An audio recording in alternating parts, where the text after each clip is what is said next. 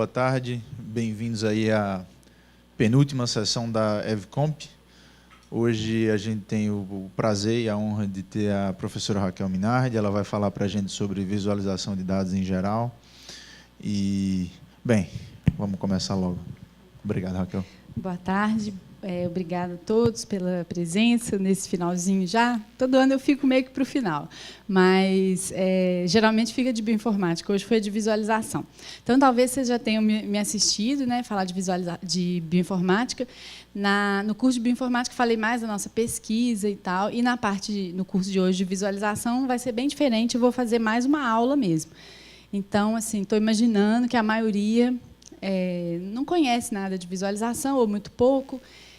Talvez não tenha nem tido ainda a oportunidade de fazer uma disciplina de visualização de dados. Então, eu vou falar um pouquinho da motivação, por que visualização de dados é interessante, mas não assim no sentido de, olha como é legal, a gente tem esses exemplos legais aqui. Não, a gente vai falar um pouquinho dos princípios, dos fundamentos mesmo do sistema, de percepção e cognição humanos, que realmente fazem com que visualizar dados seja uma coisa muito interessante. Tá? Então, vou falar um pouquinho disso, vou dar vários exemplos. E aí,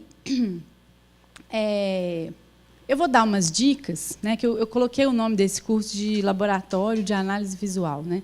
Eu vou dar algumas dicas no final e colocar um exemplo disso, de como é que a gente pode começar a analisar um conjunto de dados qualquer. Então, eu tenho um conjunto de dados e eu não sei o que eu vou fazer, e eu posso usar qualquer ferramenta, mas vamos dizer que eu use o Excel, ou Numbers, ou qualquer ferramenta gratuita, parecida. Então, a gente sabe que essas ferramentas têm lá um monte de gráficos que a gente pode fazer. E, a princípio, minha ideia é que qualquer pessoa possa visualizar dados. É uma coisa de massas mesmo, vamos pensar assim. Então, não tem nenhum pré-requisito, não precisa ser uma pessoa de computação. A ideia é como é que eu posso pegar aquelas ferramentas que eu já tenho, aqueles gráficos que aparecem lá, e começar a construir uma análise. Bom, então, aqui, só para uma pequena motivação, eu acho que esses dias vocês já estão aqui ouvindo muito falar de ciência de dados, com certeza. Já tiveram cursos de machine learning, eu já assisti curso de machine learning aqui, mineração de dados e tal. E a visualização de dados, como não poderia deixar de ser, ela aparece muito frequentemente como a ponta final da ciência de dados, como exibir os seus resultados, como comunicar o que você encontrou. Mas, na verdade, ela não precisa aparecer só na ponta final. Ela pode aparecer antes. Ela pode aparecer na parte mesmo de análise, de exploração, de descoberta de conhecimento. Então, a partir da visualização, você pode decidir usar um certo algoritmo de aprendizado de máquina. Então, a visualização está aqui também para exploração de dados e descoberta de conhecimento. Essa figura, eu gosto de colocar ela, frequentemente eu coloco ela nas apresentações, porque talvez ela seja a visualização de dados mais conhecida e mais antiga, assim, uma mistura entre antiga e conhecida. Tá? Ela é desse famoso Charles Minard, que mostrou para a gente aqui, nessa ilustração, a campanha do exército francês, lá, muito antigamente, vocês estão vendo aqui, em 1812. Então, essa figura é de 1869, e ele mostra para a gente, é uma figura que, ao mesmo tempo, é qualitativa, mas também é quantitativa. Ele mostra aqui, codificado, como a espessura desse fluxo aqui, o número de homens que compunham o exército. Então, aqui, nessa parte à esquerda do gráfico, saiu da França um exército com um número de homens. Tem aqui na legenda, mas eu não me atrevo a ler mais quantos são, não. E aí eles foram passando, foi passando o tempo, foi vindo o inverno. Aqui embaixo, vocês têm um gráfico que é a temperatura. E, só para vocês terem uma noção, aqui é menos 26 graus. Está vendo? Então, eles passaram realmente por locais bastante frios, além de terem enfrentado batalhas e tudo mais. E aí a gente vê claramente que esse quantitativo foi caindo, caindo, caindo, caindo. O tempo foi passando. Ao mesmo tempo, aqui ao redor, vocês têm informações geográficas, tem rios passando por aqui. Em algumas ocasiões, o exército se divide, a gente consegue ver o fluxo se dividindo. E ele vai, chega em Moscou, e aí depois eles retornam, né? Quem sobrou retorna. E aí isso aqui é o que retornou, né? Então, assim, é uma figura, assim, é realmente assustadora. Eu não lembro, acho que era em torno de 10 mil homens. Eu não vou conseguir, não me lembro mais. Mas é uma figura muito rica em informação, né? Tanto qualitativa quanto quantitativa. Tem informação de relevo, tem informação de temperatura, de distância, né? O quantitativo de homens, eles foram, eles retornaram. É a primeira visualização assim, muito citada que a gente encontra, né? Imagina contar essa história sem essa ferramenta aqui, né, de apoio. Muito mais complicado. Então, o que é visualização de dados, né? É uma definição ainda também um pouco complicada, porque muitas pessoas que a gente conversa, né, até importantes na área, elas falam que é arte. Ah, não, visualização de dados é arte, é estética, envolve isso também, né? Mas, na verdade, a gente trabalha mais como uma ciência, né? A visualização ela é uma ciência. E aí, esse termo aqui, para a gente, é um termo amplo, que a gente coloca guarda-chuva, porque lá dentro tem várias sub-áreas, né? Que envolve a visualização de informação e a visualização científica. Eu não trabalho com visualização científica.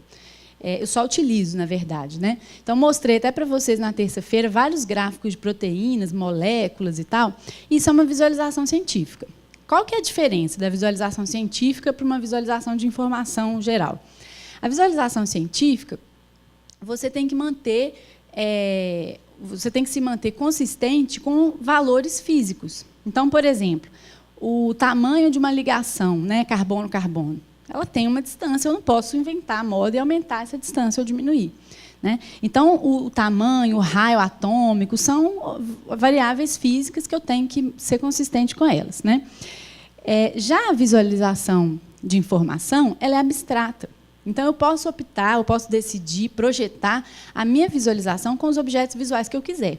Então, por exemplo, eu vou representar o quantitativo do Exército com um fluxo. E eu vou fazer um mapeamento entre o tamanho do Exército e o número de centímetros do meu fluxo. Isso é uma decisão minha, né? Então, eu posso representar os dados de forma abstrata, com bolinhas, pontinhos, montanhas, o que eu quiser, né? Então, essa é a grande diferença entre visualização de informação em geral e visualização científica. Então, exemplos, né? A gente sempre varia os exemplos porque a gente vai se cansando deles. Eu não sei se vocês comem McDonald's ou parecidos, né? Mas vocês já imaginaram como é que seria analisar o menu do McDonald's desde que ele foi criado? Né? Não sei, é uma coisa boba, né? Mas olha só. Alguém fez uma visualização, uma linha do tempo, que vai lá desde o passado. Ó. Então, o McDonald's foi criado em 1948, o primeiro produto foi o cheeseburger. Tá vendo? Então, essa linha em vermelha é o primeiro produto, né, que é um hambúrguer, e existe até hoje. Se você passar no tempo aqui, ó, ele continua existindo, existe até hoje. Mas, além do hambúrguer, eles têm frango, café da manhã, bebidas e outros. Tá vendo? Mas isso aí só começou a existir no cardápio mais recentemente. Então, aqui foi batata frita, né, e hambúrguer. Ficaram com isso por, sei lá, 20 anos. Né? E aí, depois, começaram a surgir outras coisas. Ó, né? Isso é o menu do McDonald's hoje. Tá vendo? Então, o que a gente consegue ver com essa visualização? Um núcleo bem conservado, que está embaixo, né? São aqueles produtos que começaram a existir antigamente, então, vocês estão vendo aqui, e permanecem.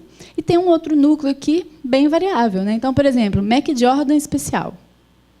Durou uns 2, 3 anos, né? Negócio temporário. Assim. Bom, é um exemplo de visualização. Poderia pegar alguma das centenas de milhares que existem. O que eu quero mostrar aqui é que isso aqui a gente chama de técnica de visualização. É uma técnica. A gente chama isso aqui de timeline, ou linha do tempo. Do mesmo jeito que tem o gráfico de pizza, o gráfico de linhas, o gráfico de barras e outros mais. Né? Então, isso aqui é uma técnica. Ao mesmo tempo, isso aqui ilustra o que a gente chama de relacionamento quantitativo. Aí já nos ajuda na análise. O relacionamento quantitativo que está sendo representado aqui, a gente chama de série temporal. Então, eu tenho dados, e esses dados eu tenho a evolução deles ao longo do tempo, e eu quero entender como é que essa evolução se dá. Então, aqui só para definir algumas coisas. Então, tem uma técnica de visualização, um relacionamento quantitativo, que é a série temporal. Tá? A gente vai falar de outros exemplos desses.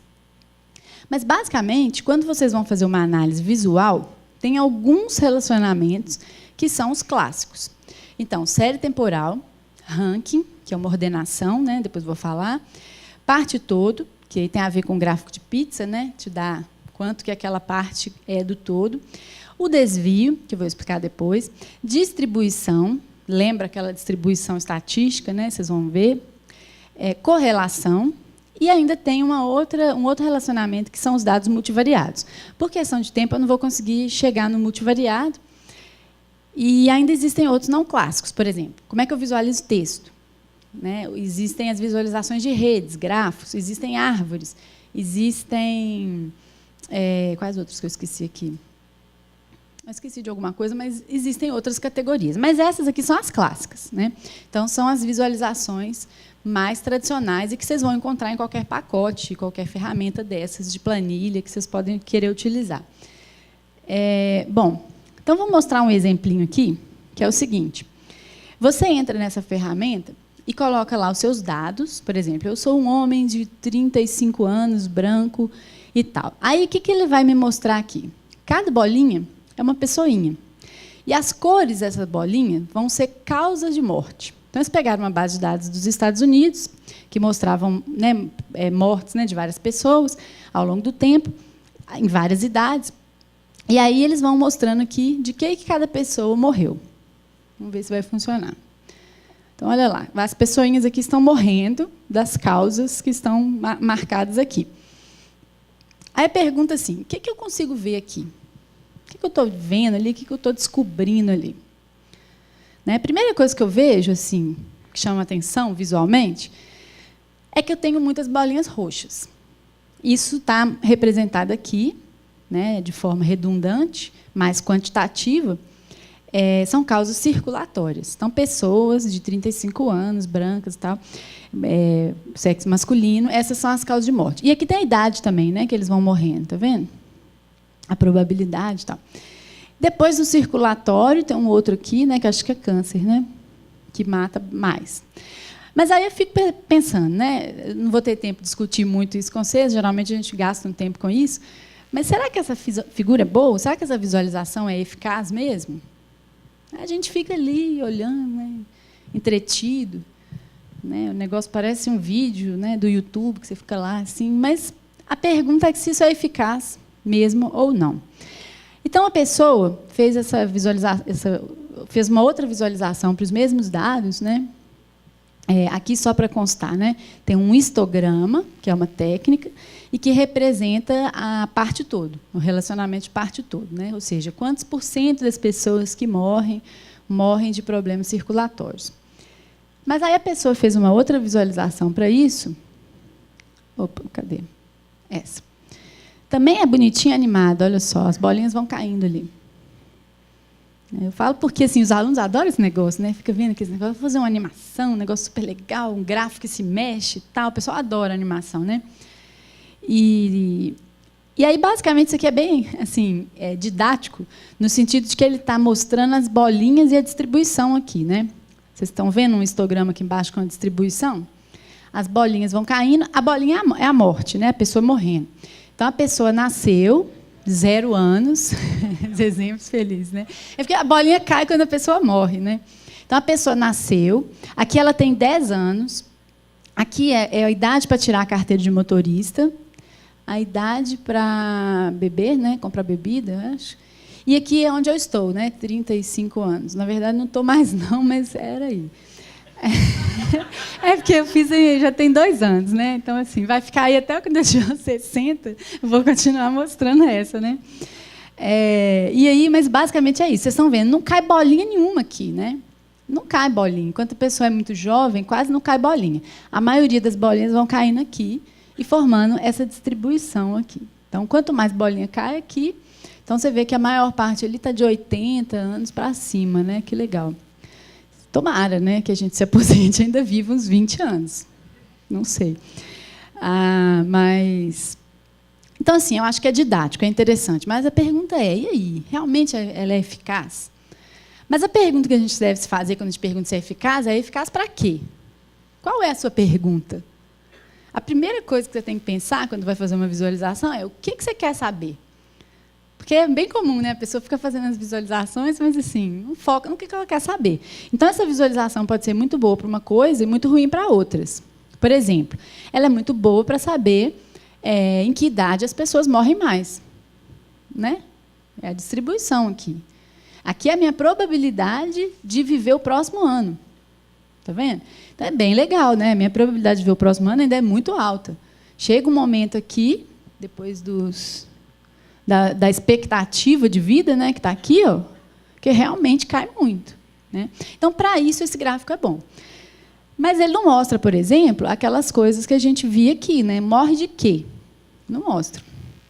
Então, é para outra coisa que ele serve. E, por fim, a pessoa fez uma outra visualização. Né? Esse aqui é o gráfico de linhas, esse aqui é uma distribuição, que é essa. Ó. Das três, essa eu acho que é a mais eficaz. Mas também, de novo, para quê? Né? Tem que ver o que ela mostra. Aqui, ela é uma visualização de parte todo. As cores são as mesmas cores das causas de morte, e aí as idades estão aqui no eixo X. Então, olha como é bonito assim, de ver os padrões. Né? Você vê claramente o padrão de pessoas que morrem precocemente, na infância e tal, né, que morrem jovens e que já morrem na terceira idade, né, vamos dizer assim. Então, causas de morte de criança, olha só como é congênito aqui. Né, tem uma taxa alta de morte por problemas congênitos. Depois que a pessoa passou lá dos 10, 15 anos de vida, a chance dela morrer de um problema congênito já parece que cai. Né? Se tivesse que morrer, já tinha morrido. Por outro lado, aparecem os problemas circulatórios. Está vendo? Então, é legal de ver essa diferença, né? Como que muda aqui até os 18, 20 anos e tal. Então, eu acho que é um gráfico mais ilustrativo, mais explicativo. Mas não mostra também em que idade as pessoas morrem mais, está vendo? Porque ele é normalizado em 100%. Então, aqui, por exemplo, a gente vê, ó, morre quase nada de criança, muito mais gente idosa. Isso não dá para ver na figura seguinte. Então, isso é só para bater nessa tecla de que, né, ser eficaz depende de para quê. Né? Parece óbvio, mas às vezes não é. Então, esse último gráfico também é uma série temporal. Né? É um gráfico que a gente chama de áreas empilhadas. E eu penso isso, né, que ele mostra mais informação, tem um potencial analítico maior, nos permite aprender mais coisas. Aí tem essa citação do Stuart Card, que é um cara muito famoso na área de percepção e visualização, que ele fala assim: ao longo da história, abstrações visuais têm sido desenvolvidas para nos ajudar a pensar. Né? E é bem legal isso, né? Porque, assim, na verdade, aquilo serve para você olhar, refletir, validar uma hipótese que você tinha, responder uma questão, formular outras questões que você não conseguiria ter formulado se você não tivesse visto aquilo. Né? Ontem uma pessoa falou comigo assim: não, visualização é essencial, tem jeito. Eu estava explicando para uma pessoa, para um adolescente, o que é o clustering. Né, agrupamento. Aí eu mostrei para ele a figura do cluster. Aí ele entendeu. Né? Então, assim, não há dúvidas que a gente visualizar ajuda a gente a entender. Né? Então, uma abstração visual que alguém criou, de colocar uns pontinhos aqui, outros pontinhos ali, outros pontinhos lá, e mostrar para a pessoa que eles são diferentes. Né? Os grupos são diferentes e são similares entre si. Bom, e aí ele fala isso, né? Que são... A gente está estudando essas abstrações que nos ajudam a pensar, mas o que visualização realmente é sobre, né, assim, é como é que recursos que estão fora da nossa mente podem potencializar as nossas capacidades cognitivas. Então, nós vamos falar aqui a seguir de como é que funciona a nossa mente. Né? Por que a nossa mente é boa para visualizar e, ao mesmo tempo, é ruim, é falha. Né? E como é que a gente pode ajudar ela a entender coisas mostrando os dados da forma certa. Né? Então, é isso aqui, ó, respeitar como é que a nossa percepção funciona. Então, a gente tem que entender um pouquinho como é que funciona para a gente poder fazer coisas que estejam de acordo. Aí, outro exemplo, né? Exemplos interessantes há vários. Eu não sei se, olhando assim rapidamente, vocês conseguem encontrar, né, uma semelhança ali desses gráficos, na disposição desses gráficos, com a bandeira dos Estados Unidos, né, com o mapa, desculpa, dos Estados Unidos. O que é isso aqui? São vários histogramas, né, 50, né, que eu acho que são 50 estados. Cada um é um estado. E aí eles estão mostrando aqui a distribuição do negócio do índice que chama PVI, que para a gente não é muito natural, mas é esse índice de votação por partido aqui. Então, eles têm lá 2 partidos muito fortes, né, democrata e republicano, vermelho e azul, e eles estão mostrando como é que os votos, né, se dão nesse estado ao longo do tempo, nas eleições. Aí eu tenho que ler aqui, por isso que eu pus óculos, né? De 1980 a 2012. Então, isso aqui é uma explicaçãozinha do gráfico, como se fosse uma legenda. Então, aqui é 1980, 2012. E aqui são todos os votos em todos os estados. E vermelho e azul, vocês já entenderam que é republicano e democrata, né? Então, olha que legal, né? Pensa nesses dados numa tabela. Seriam 50 anos, né, por exemplo, 50 linhas, 50 estados. Cada estado teria aqui 1, 2, 3, 4, 5, 6, 7, 8, 9, 10, sei lá, anos. Então, seriam pelo menos 500 números. O que é que vocês acham que vocês seriam capazes de aprender olhando para essa tabela? Quase nada, né? A menos que explotassem alguns gráficos. E aqui a gente tem, então, um monte de gráfico ao mesmo tempo. Ele nos dá uma visão geral, né, de será que tem mais voto para o vermelho, para o azul? Né? Será que o estado varia muito? Será que não? Ele vota sempre no mesmo? Será que tem um comportamento regional? Será que não tem? Está dando para ver isso tudo aqui, né? Então, tem uma tendência maior desse lado oeste, né, votar no vermelho. O sul também é mais vermelho. Não muda tanto assim, né? Não é sempre azul, vermelho, né? Meio estável. Então, tem muita coisa que a gente consegue aprender. Se a gente fosse contar uma história usando esses dados, a gente poderia, né? Do passado para hoje. Eu esqueci de falar que o gráfico tem negativo e positivo, que é comparado com a média. Tá? Então, isso é como se compara com a média. Então, se está para baixo, é abaixo da média. Mas, né, tá vendo como é denso? Isso aqui é um padrão de projeto de visualização muito famoso, que a gente chama de pequenos múltiplos.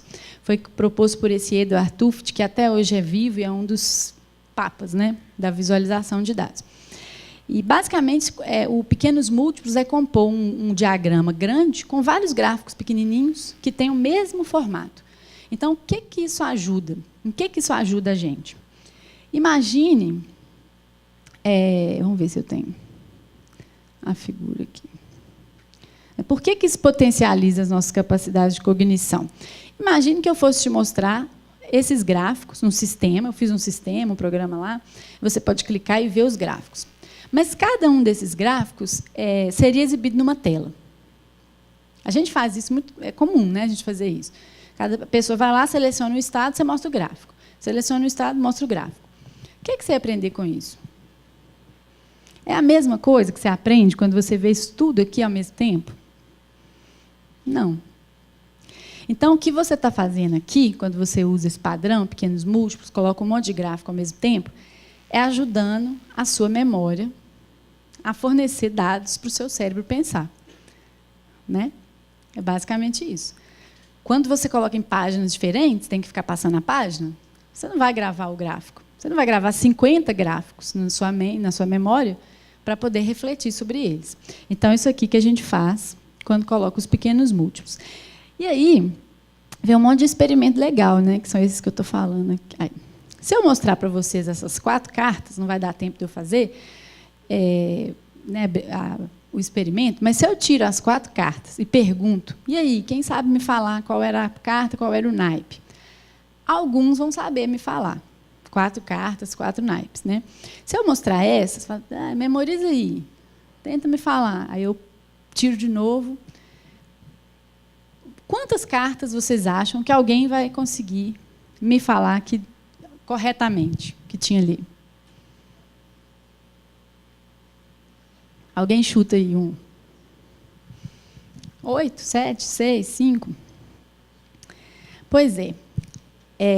Tem muita gente que é bem treinado, joga muito baralho e consegue saber algumas, viu? Tem, mas é minoria. Em geral, nossa memória é muito pequena. A gente não guarda mais do que 3, não. Pode fazer o teste assim, com muita gente, vocês vão ver. É 3, no máximo, 4, 5, mas não consegue gravar muita coisa. Isso é a mesma coisa para números em tabelas. E é a mesma coisa para gráficos. Então, se eu mostrar para vocês um gráfico qualquer desses aqui, ó, esse aqui, você pode até lembrar, falar, não, ele era bem azul, todo negativo e tal, beleza. Mas na hora que eu te mostrar esse, você já não vai conseguir comparar esse com aquilo, porque sua memória não te permite, né? Então, é o mesmo problema com esse. É muito bonitinho e tal, mas, assim, é uma coisa para entretenimento. A gente não consegue decorar. Então, na hora que a animação vai se formando aqui e ela apaga, se eu te perguntar assim, qual é a terceira maior causa de morte, você não vai saber. Porque eu vai gravar o que é circulatório, câncer ali, que são as maiores, o resto, se eu te perguntar qual é a terceira, você não vai saber. Então, a nossa memória é um problema. E aqui, por exemplo, né, eu não preciso me basear na minha memória. Está tudo ali, né? Então, assim, a memória é uma questão assim, crucial que a gente tem que levar em conta quando a gente faz uma visualização, quando a gente faz uma tabela, quando a gente faz um relatório. Quando a gente escreve um artigo e a banca fica enchendo a paciência lá, né? Eu estava na banca, terça-feira teve isso, quarta-feira. Ah, mas a figura não está na mesma página que você está mencionando ela. Aí o aluno fala assim, não, mas que cara chato, né? Eu fiz em LaTeX, o LaTeX põe onde que ele quiser. E tá, não é assim? Porque meio que a resposta da aluna foi assim, eu fiz em LaTeX, então LaTeX pôs aí. Mas é a mesma coisa. Quando você tem um texto falando de uma figura, a figura tem que estar ali, porque sua memória não vai gravar nem o texto quando você passar a página e nem a tabela, a figura. Então, gente, é isso. A memória é muito importante, coloque tudo próximo da figura que você está falando, tá? Para melhorar a cognição da pessoa. Aí mostra essa outra figura, né? Também é um pedaço do mapa dos Estados Unidos. Aí eu pergunto para os alunos assim, e aí, o que você gostou? Aí já fala assim, não, muito poluído, muito complicado, muito tal, não entendo nada. Eu não sei se vocês estão enxergando bem, né? Porque as coisas são meio pequenininhas aqui, as fontes, mas eu vou explicar o que é isso. É uma visualização de palitinho, né? Sticks. Cada palitinho é um condado. Sabe que nos Estados Unidos tem isso, né? São os condados. Em azul, são os palitinhos dos condados que votaram, que escolheram Clinton, Hillary Clinton. Vermelho é o do Trump. Se está inclinado para a direita, está vendo que ele pode estar virado para trás ou para frente? Espera aí, isso aqui eu tenho que ler. Flipped, né? Quer dizer, se ele virou, significa que o condado mudou de partido da eleição passada para a de agora. Tá? Então, assim, seria até legal ver isso para o Brasil, né? E a inclinação aqui, quanto, né, qual o percentual de mudança. Tá? Então, quanto maior o ângulo, mais mudou, né? Mais forte foi a mudança. E aí, aliás, desculpa, gente, falei uma coisa errada. O se mudou aqui é o negrito, tá? Então, assim, a inclinação tem a ver com quanto que está inclinado para um lado, quanto está inclinado para o outro mesmo, em termos de partido. Mas isso aqui é o negrito. Se está em negrito, significa, na eleição passada votou no democrata, esse ano votou no republicano. É isso. Tá? E aí você tem o país, não é o país inteiro, mas você tem uma região enorme aqui. E dá para a gente contar muita história, né? Mesmo sem saber nada do país, mesmo sem saber nada dos candidatos, sem saber nada da eleição passada, nada de nada, você olha aqui e fala, olha, realmente, né, o Trump teve muito voto. A maioria dos condados votou nele. Mas, inclusive, olha só, né, nessa região aqui que é mais Hillary, do norte, teve muita gente aqui que votava no partido do eu não sei qual é o partido, gente, da Hillary Clinton, e esse ano votou no Trump. Então, assim, dá para contar um monte de história. Ele tinha umas outras visualizações a seguir aqui ainda, que dava para ver claramente que a Hillary ganhou disparada nos grandes centros urbanos. Mas o que aconteceu? O Trump ganhou nos pequenos. E aí ele ganhou pela maioria dos pequenos condados. né? Então, teve uma discussão na época sobre isso, né? Que ela tinha mais votos, mas ele ganhou no número de condados, uma coisa assim. Então, dava para ver claramente. Aí pergunta, né? Imagina se isso fosse uma tabela. Como é que a gente ia tirar alguma conclusão dali? Provavelmente não ia. E aí a outra pergunta é, não é muito poluído esse negócio? É muito poluído, né? Tal. Aí vem um princípio muito importante de visualização de dados, que também é do Tufte, que eu falei para vocês. Não precisa ler isso aqui, não, tá? Eu só coloquei o paper dele, porque é legal, né? É muito famoso. Ele cria uma formulinha extremamente simples, que é a densidade de dados de um gráfico, que é o número de entradas que representa o dado, né? Por exemplo, de uma matriz de dados, sobre a área do gráfico. Então, imagina, se eu pego isso daqui e divido o número de dados pela área do gráfico, vai dar um negócio denso. Vocês já viram aqueles gráficos que tem um negócio enorme, assim, com 3 pontinhos ali? Vai dar uma densidade pequena. Esse cara, o Tufte, ele escreve um artigo inteiro discutindo isso, que a gente tem um sistema de percepção extremamente capacitado a explorar visualizações densas. E a gente tem um sistema de percepção extremamente preparado para encontrar contrastes, correlações, exceções, quando você exibe um grande número de dados. Então, o princípio dele é aqui, ó, maximize a densidade de dados, né? Igual está aqui, olha só que legal.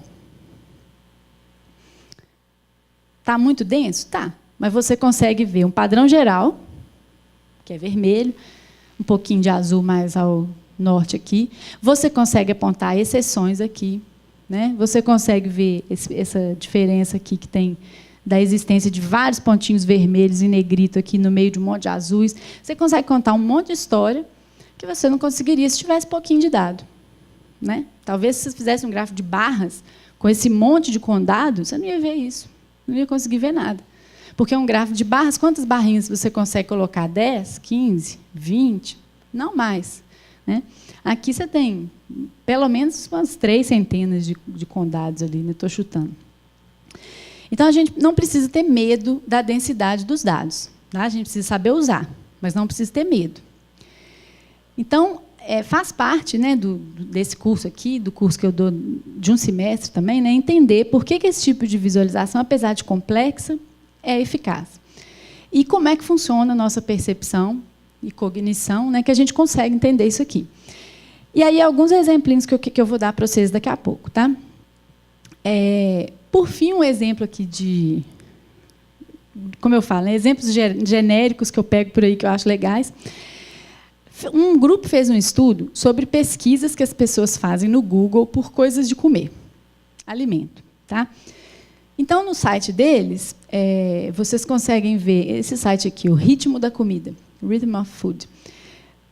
A série temporal de comidas. Né? Então, por exemplo, o que as pessoas pesquisam sobre a culinária mediterrânea ao longo do tempo. E vocês vejam que está ficando mais popular.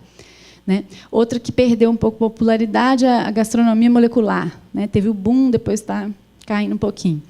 Então, para cada coisa relacionada com comida, eles têm uma série temporal. Aqui, por exemplo, né, o Damasco. E aí, de 2004 até hoje, vocês conseguem ver o número de pesquisas que fizeram no Google de Damasco. Só que não é um negócio simplesinho desse aqui. Eles criaram uma visualização mais animadinha. Né? Olha só, 2004 é amarelo, claro. E quanto mais próximo de hoje, vai ficando roxo.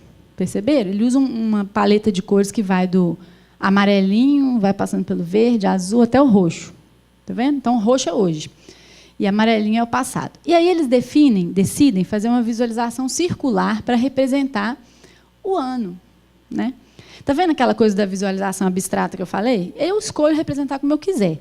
Cada mês é um segmento, um setor circular aqui, cada círculo é um ano. Eu vou fazer vários círculos concêntricos, que são os vários anos, de 2004 até hoje. E aí eu gero um negócio desse aqui, ó. Olha que bonitinho. Então, eram vários histogramas, viraram um negócio redondo ali. Tá vendo? Deu para entender com a animação como é que uma coisa vira a outra? São formas diferentes de representar o mesmo dado, né? Eu tinha vários histogramas, agora eu tenho eles aqui sobrepostos. O que eu acho legal nesse exemplo aqui são os padrões visuais que se formam.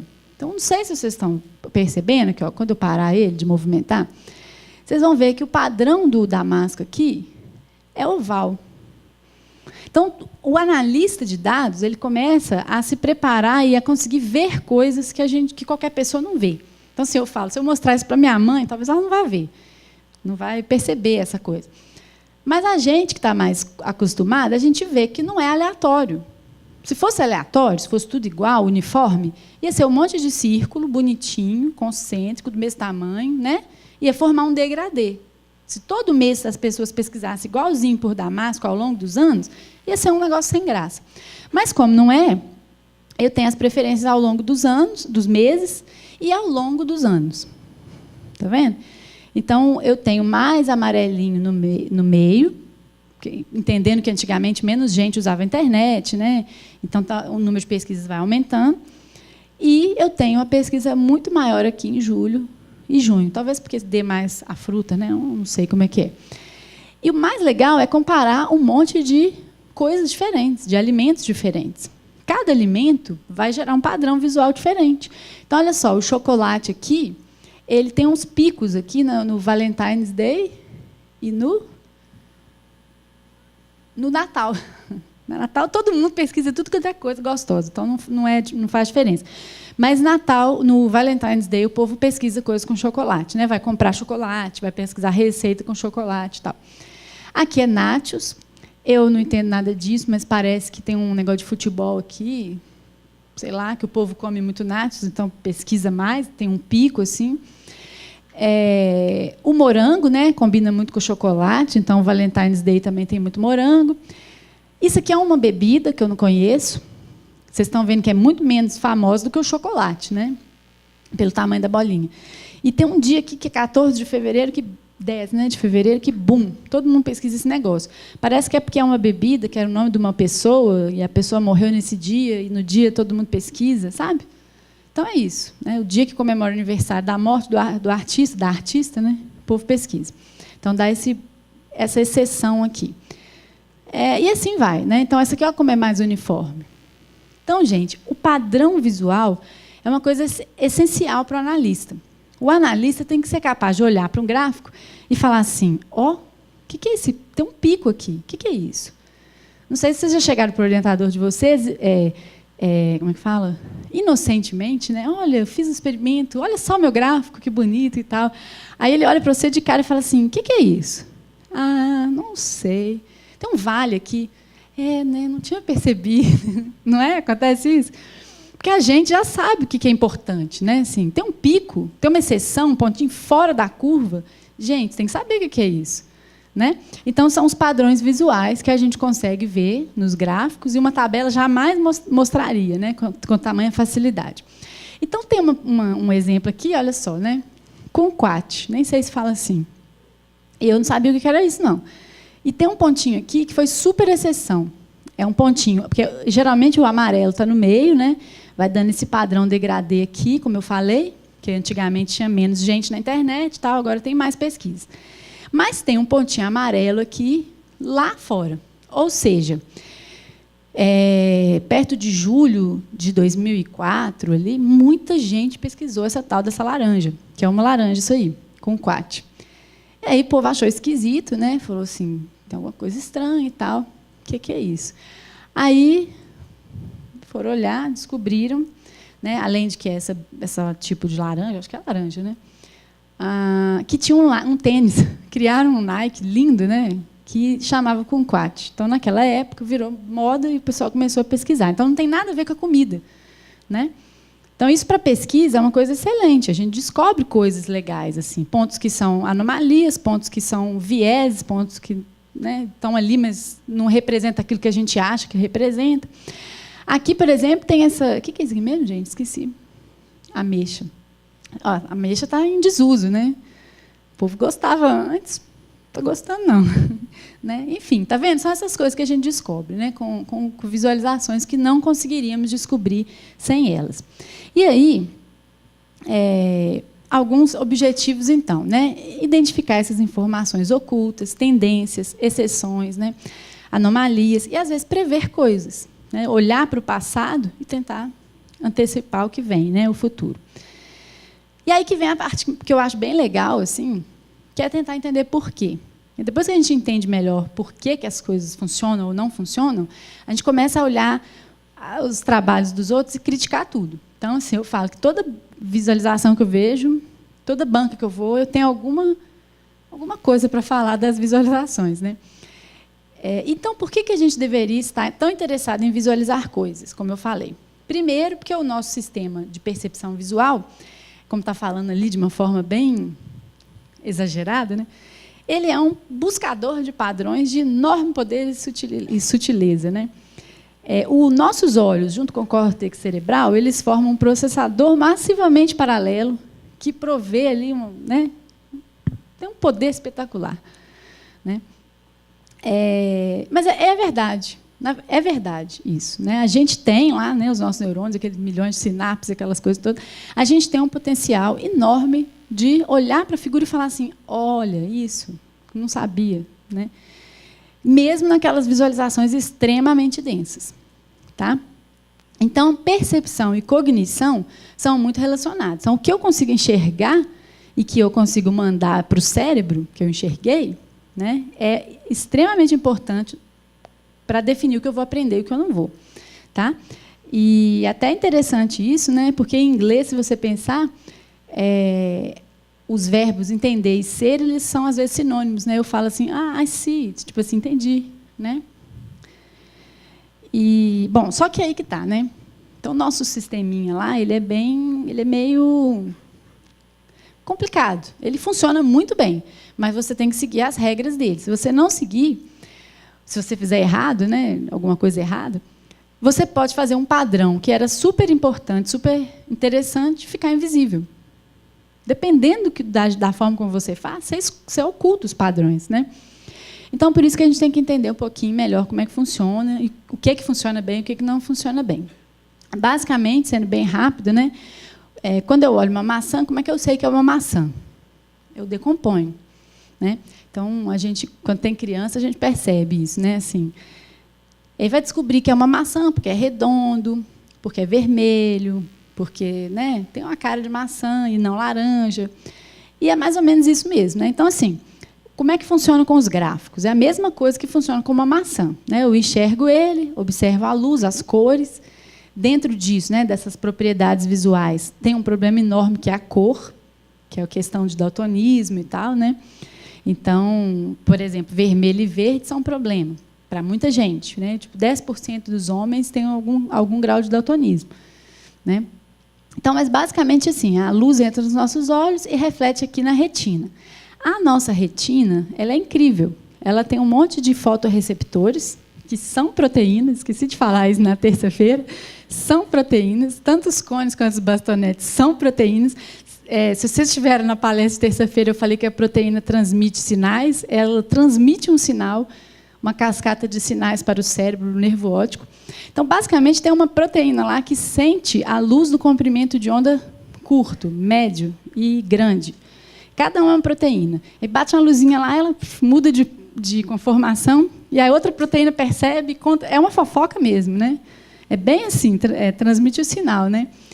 E então, assim, aqui a gente tem então 4 tipos de receptores: os cones, vermelho, verde e azul, né? Que são as 3 cores que a gente sente, que na verdade são 3 comprimentos de onda. E ainda tem os bastonetes, que é aquele que sente o claro e o escuro, né? Então isso é muito importante também para as visualizações. E como é que a gente então percebe o gráfico? Eu decomponho, igual a maçã.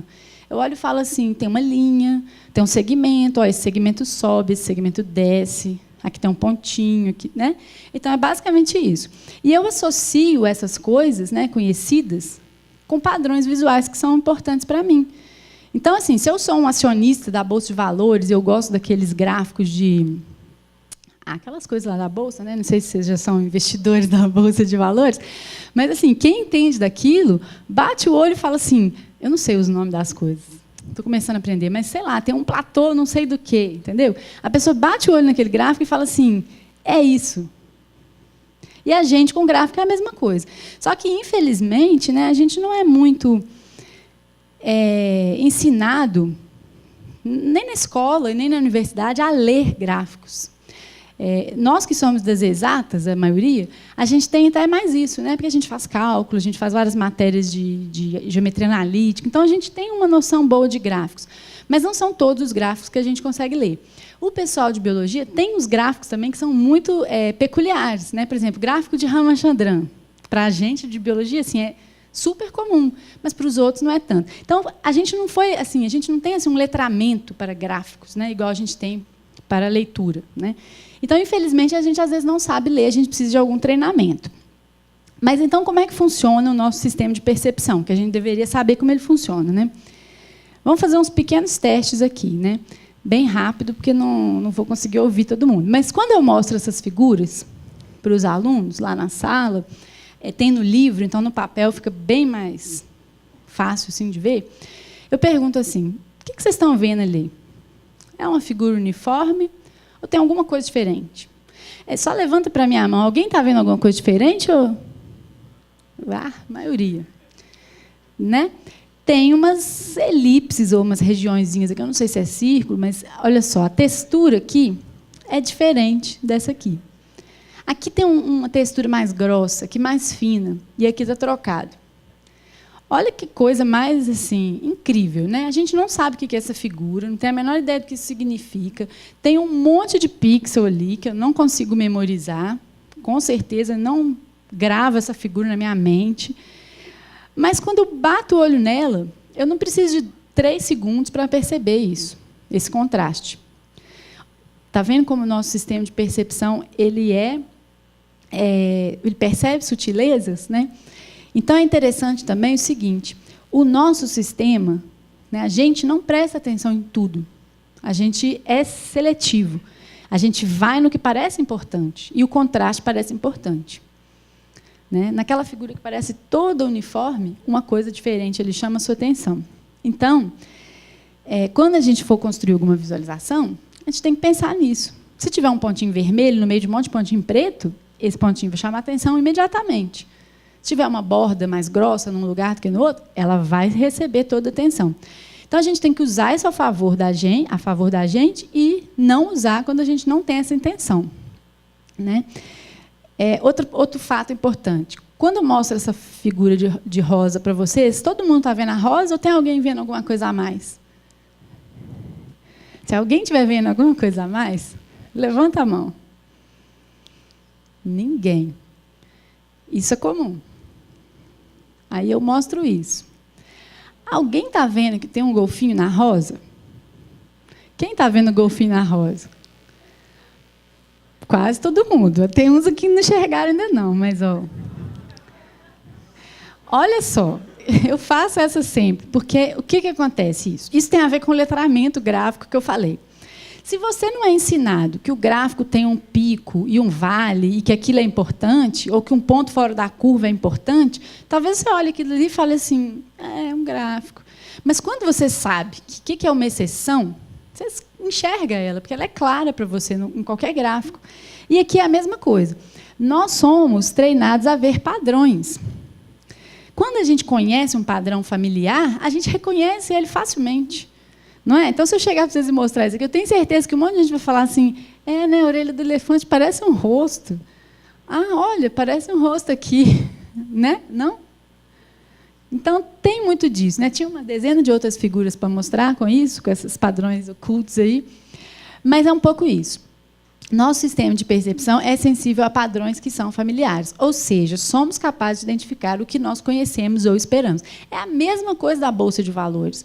O cara que sabe ler o gráfico, na hora que ele vê uma ação lá, que tem aquela análise gráfica, né, que viu um gráfico, parece uma ação interessante, ele vai saber. Né? A gente, eu não sei, mas o cara que entende daquele gráfico vai saber. Mesma coisa que o seu orientador. Na hora que ele olhar para o seu gráfico, tem vários pontos de interesse que ele vai falar assim, que é isso? Né? E aí eu mostro aquelas frutas, né, e pergunto assim, e aí, você consegue me falar todas essas frutas na ordem? Esse é o mesmo caso da carta de baralho. Tá? Vai ter uns 5 aí que vão saber falar, mas se eu mostrar mais coisas, e coisas mais complexas, vai ficar cada vez mais difícil. E por que vai ficar difícil? Porque aí vem o problema do nosso processador massivamente paralelo, não sei o quê, né? A nossa memória, ó, é desse tamanho. Então, a gente tem 3 bytes de memória, estou brincando, né? Mas é tipo isso, e um processador massivamente paralelo, super, né? Então, é mais ou menos isso, gente. Visualização, eu acho que esses 3 fatos aqui já ajudam em muita coisa para quem é leigo, assim. Primeiro, eu sou capaz de identificar padrões, coisas diferentes, contrastes e tal, numa coisa muito densa. Segundo, se eu for treinado a encontrar coisas interessantes num tipo de gráfico, eu encontro. E terceiro, não conta com a minha memória, não, porque a minha memória é péssima. Então, é mais ou menos isso. Tá? Esse aqui é legal também. Quando a gente era pequeno, né, eu era pequena, gostava de jogo de 7 erros. Né? Hoje os meninos gostam do celular, mas na época tinha um almanaque que a gente ficava achando 7 erros no negócio. Então, se eu mostrar essa figura aqui, falar, observa bem essa figura. Aí eu tiro ela e coloco outra. Eu falo assim, e aí? Não precisa me dar 7 erros, não. Um erro só. Ninguém vai achar, lá tinha 2 pessoas. A sombra da pessoa. Não é nada disso. Porque vocês vão focar na pessoa, né, que é importante. E a memória de vocês, obviamente, não vai guardar as árvores, a estátua, as sombras, esses palitinhos. Claro que não vai guardar. É a mesma coisa que eu falei do cara da banca quando muda a página da tese ou do artigo. Né? Ele não guarda o gráfico quando ele passa a página. Né? Então, tem que estar assim, ó, um do lado do outro. Porque, na hora que tiver um do lado do outro, acabou. A memória externa é o papel ou a tela. Você não tem memória, mas a sua visualização ou o seu sistema ajuda a pessoa a pensar. Acabou. Já acharam, né? Então, é isso. E aí, por isso que esse tipo de visualização não é boa. Primeiro, tem lá 8 curvas, 9 curvas, 10 curvas. A gente não consegue gravar 10 curvas. Segundo, o nome da legenda está completamente longe da curva. Então, se eu quiser comparar short com saia, o trabalho mental que eu vou fazer é enorme. Eu tenho que vir aqui olhar qual é a cor do short, qual é a cor da saia, localizar, aí eu vou comparar. Então, é ruim. Não é muito bom, não é muito eficaz. Né? Então, aí vem de novo a citação do Stuart Card para fechar isso aqui, que é como é que a gente pode, então, usar recursos fora da nossa mente para nos ajudar a pensar melhor. Né? Então, é mais ou menos isso que eu queria falar assim, rapidamente, antes de entrar nas visualizações. Então, a gente tem um negócio que chama processamento pré-atentivo, que tem a ver com a percepção, os olhos. Quando eu olho para um monte de números assim, e falo assim para vocês, quantos números 5 tem ali? Dá trabalho. O modelo mental é leia da esquerda para a direita, de cima para baixo, vá contando. No final, vai esquecer de algum, vai contar errado, vai contar de novo para ver se estava certo. Se eu fizer isso, acabou, né? Considerando que eu estou sendo honesta e colori todos os 5 de vermelho, acabou. Você não precisa prestar atenção em cada número e falar isso é o 5, isso é o 5, isso é o 5, isso é o 5. Não. Isso é o processamento pré-atentivo, ele vem antes da atenção. E a visualização, você deve usar isso também. Então, quando você coloca um pontinho vermelho no meio de um monte de azul, essa é a ideia. Né? O pontinho vermelho é o meu algoritmo, e o resto é o outro. O pontinho vermelho é a melhor execução do meu algoritmo. Pronto. É isso que vai ser a mensagem do seu gráfico. Né? Agora, você põe um vermelho, um azul, um amarelo, um rosa, aí ninguém vai ver nada, vai ficar tudo misturado. Então, é isso. Né? A gente tem que começar a entender o que chama mais atenção e codificar os símbolos na nossa visualização, de forma que eles vão se destacar e chamar atenção na medida certa, na hora certa. E aí, da mesma forma, tem os atributos pré-atentivos, né? Então, do mesmo jeito que a cor é um atributo pré-atentivo, tem vários outros atributos. Então, tamanho, forma, tem um monte aqui, ó. Posição, movimento.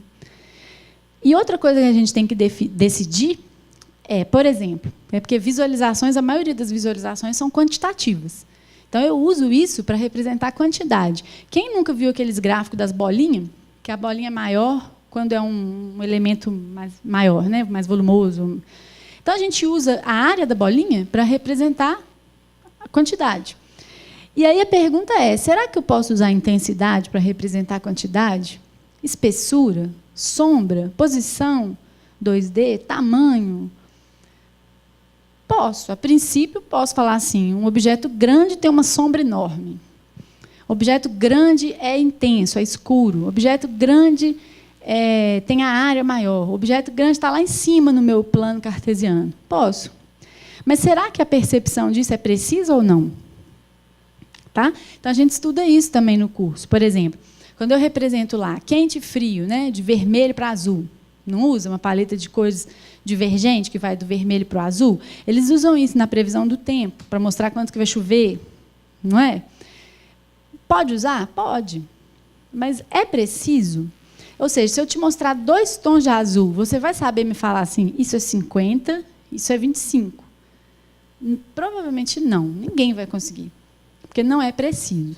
A gente tem uma noção legal de que o escuro é muito, o claro é pouco, mas não é preciso. Por outro lado, se eu mostrar para você uma barrinha e outra barrinha que é a metade do tamanho dela, vocês vão saber me dizer que uma é a metade do tamanho da outra. Se o pontinho estiver aqui em cima e o outro estiver lá embaixo na metade, provavelmente vocês vão saber me dizer que é a metade. Então, a gente tem um monte de estudos e a gente, né, discute isso mais profundamente, mas, por exemplo, né, para a percepção de quantidades, a gente deve preferir comprimento e posição 2D. A área de bolinha é ruim, é bastante ruim. Muita gente usa. Ah, está errado, não pode usar? Pode usar, mas você tem que ter noção que é qualitativo. Quando você olha 2 bolinhas, dificilmente você vai saber que uma tem o dobro da área da outra.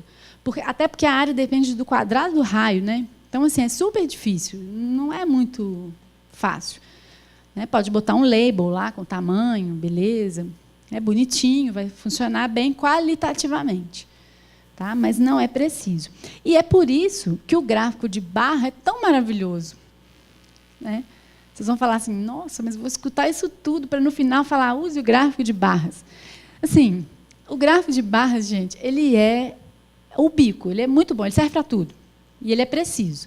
Então, assim, se você tem dúvida, não gosta de visualização, não quer saber nada disso e tal, mas se você tem que fazer um gráfico, em geral, se você fizer um gráfico de barra, você tem uma chance mínima de errar, porque ele serve para tudo. Ele serve para série temporal, parte todo, desvio, correlação, ranking, serve para tudo. Você pode até formatar ele errado, mas ele é bom, ele é preciso, ele codifica as coisas de forma precisa. Então, propaganda do gráfico de barras, né? O gráfico de pontos também, aqueles de pontinhos e tal, também é bem bom, né? Não é à toa que eles são clássicos. Mas aí, gente, a visualização é o seguinte, ela eu já falei para vocês que tem a ver com como codificar, né, objetos visuais para representar números, valores e tal. E agora vou falar disso também de uma outra forma, né? Em inglês, a gente tem esse verbo chunk, que, na verdade, tem uma palavra, chunk, também, que é super difícil de traduzir, mas que é como se fosse, assim, tem a tradução para isso? Não. Tipo um pedaço, é tipo um pedaço. Mas é um pedaço de informação. Né? A nossa mente, como eu falei, memória, ela tem 3 chunks, né? 3 espacinhos, 3 a 5, é muito pouco. Então, se eu fosse mostrar uma tabela para vocês, vocês iam gravar 3, 4 dígitos da tabela. Não é nem números, número, é algarismo mesmo. Né? Então, são chunks, são 3 a 5 chunks. Quando você codifica esse monte de número num gráfico de linha, vira um formato, né? Ele forma uma coisa, um objeto. Aquilo vira um chunk. Então, esse processo, que em inglês eles chamam de to chunk, né? Ou, não consigo traduzir isso, é transformar os seus números numa coisa visual, esse processo faz com que, ao invés da sua mente ter que gravar 3, 4, 5 números, ele veja lá uma centena de números numa curva. Então, com isso, você consegue comparar 2, 3 curvas. Entenderam a ideia? Então, isso aqui que tem, assim, que é uma coisa muito importante na visualização, é codificar. Como é que você pega os seus dados e fala, vou ver assim? E aí, em inglês, chama to chunk, né? E aí ele fala aqui, que eu acho interessante, né? O processo de se tornar um especialista num determinado domínio tem muito a ver com a sua capacidade de obter conceitos mais alto nível dos seus dados. Então, né, você entende tanto deles que você consegue representar eles num nível mais elevado, maior, né, mais fácil de entender. Eu vou pular um pouquinho isso daqui, né, da memória, que eu já falei bastante. Esse é outro exemplo que eu gosto. Vou mostrar ele rapidamente, né, da questão da memória aqui. Olha que tanto de informação que eles mostram nessa figura. É claro que vocês não conseguem ler e nem entender muito, né, ver os estados aqui, mas você tem ali 3, 6, 8 linhas e 5 colunas, ou seja, 40 gráficos dos Estados Unidos. Né? Então, 40 gráficos vezes 50 estados é um número enorme de dados. E uma paletinha que vai do verde até o laranja. Tá? O laranja ali, se eu não me engano, significa a aprovação de uma certa medida. E o verde é a reprovação. E aí aqui as linhas são umas categorias meio esquisitas que eles criaram, tipo todos os eleitores na primeira linha, aí depois brancos católicos, brancos evangélicos, e aí vai um monte, hispânicos e tal. E as colunas são faixas de renda. Então, faixa de renda mais baixa, até 20 mil, 20 a 40, 40 a 75, e aqui acima de 150. Então, o que eles estão querendo? Imagina que seja a reforma da Previdência. Se a gente pudesse visualizar o Brasil pelas faixas de renda, pelos municípios, seria legal, né? E aqui por algum outro critério, né? Não sei muito bem qual seria, né? Mas imagina isso que eles fizeram ali, né? Evangélico, branco, negro e tal, não sei. E aí a gente conseguir ver facilmente quem aprova e quem reprova a reforma, né? Então, nesse caso aqui, não é aleatório. A gente vê que tem um padrão forte por linha, né? Parece que a renda não é determinante da pessoa aprovar ou reprovar essa certa medida aí que eles vão tomar. Mas a categoria da pessoa influencia mais nessa decisão.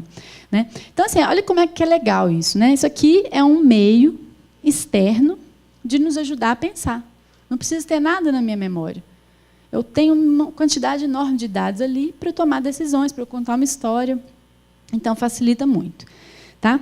Bom, aí eu vou ter que acelerar um pouquinho. Eu costumo falar um pouquinho de tabelas e gráficos, porque as pessoas falam assim, bom, então eu tenho esse gráfico. Ele tem várias desvantagens, várias críticas que a gente pode fazer. Né? O tridimensional não é bom, essas marcações dos eixos não precisa desse tanto de zero, não precisa desse tanto de grid, o título não é muito ilustrativo. Várias críticas que eu posso fazer. Aí eu mostro esse gráfico e, de repente, posso mostrar aqui uma tabela. Tabela toda bonitinha. Tem os valores em dólares, os mesmos dados do gráfico. O percentual, né? Então, tem valor absoluto, percentual. Como é que aquilo se compara aos planos do meu trimestre. As vendas projetadas. Um monte de informação super bonitinha.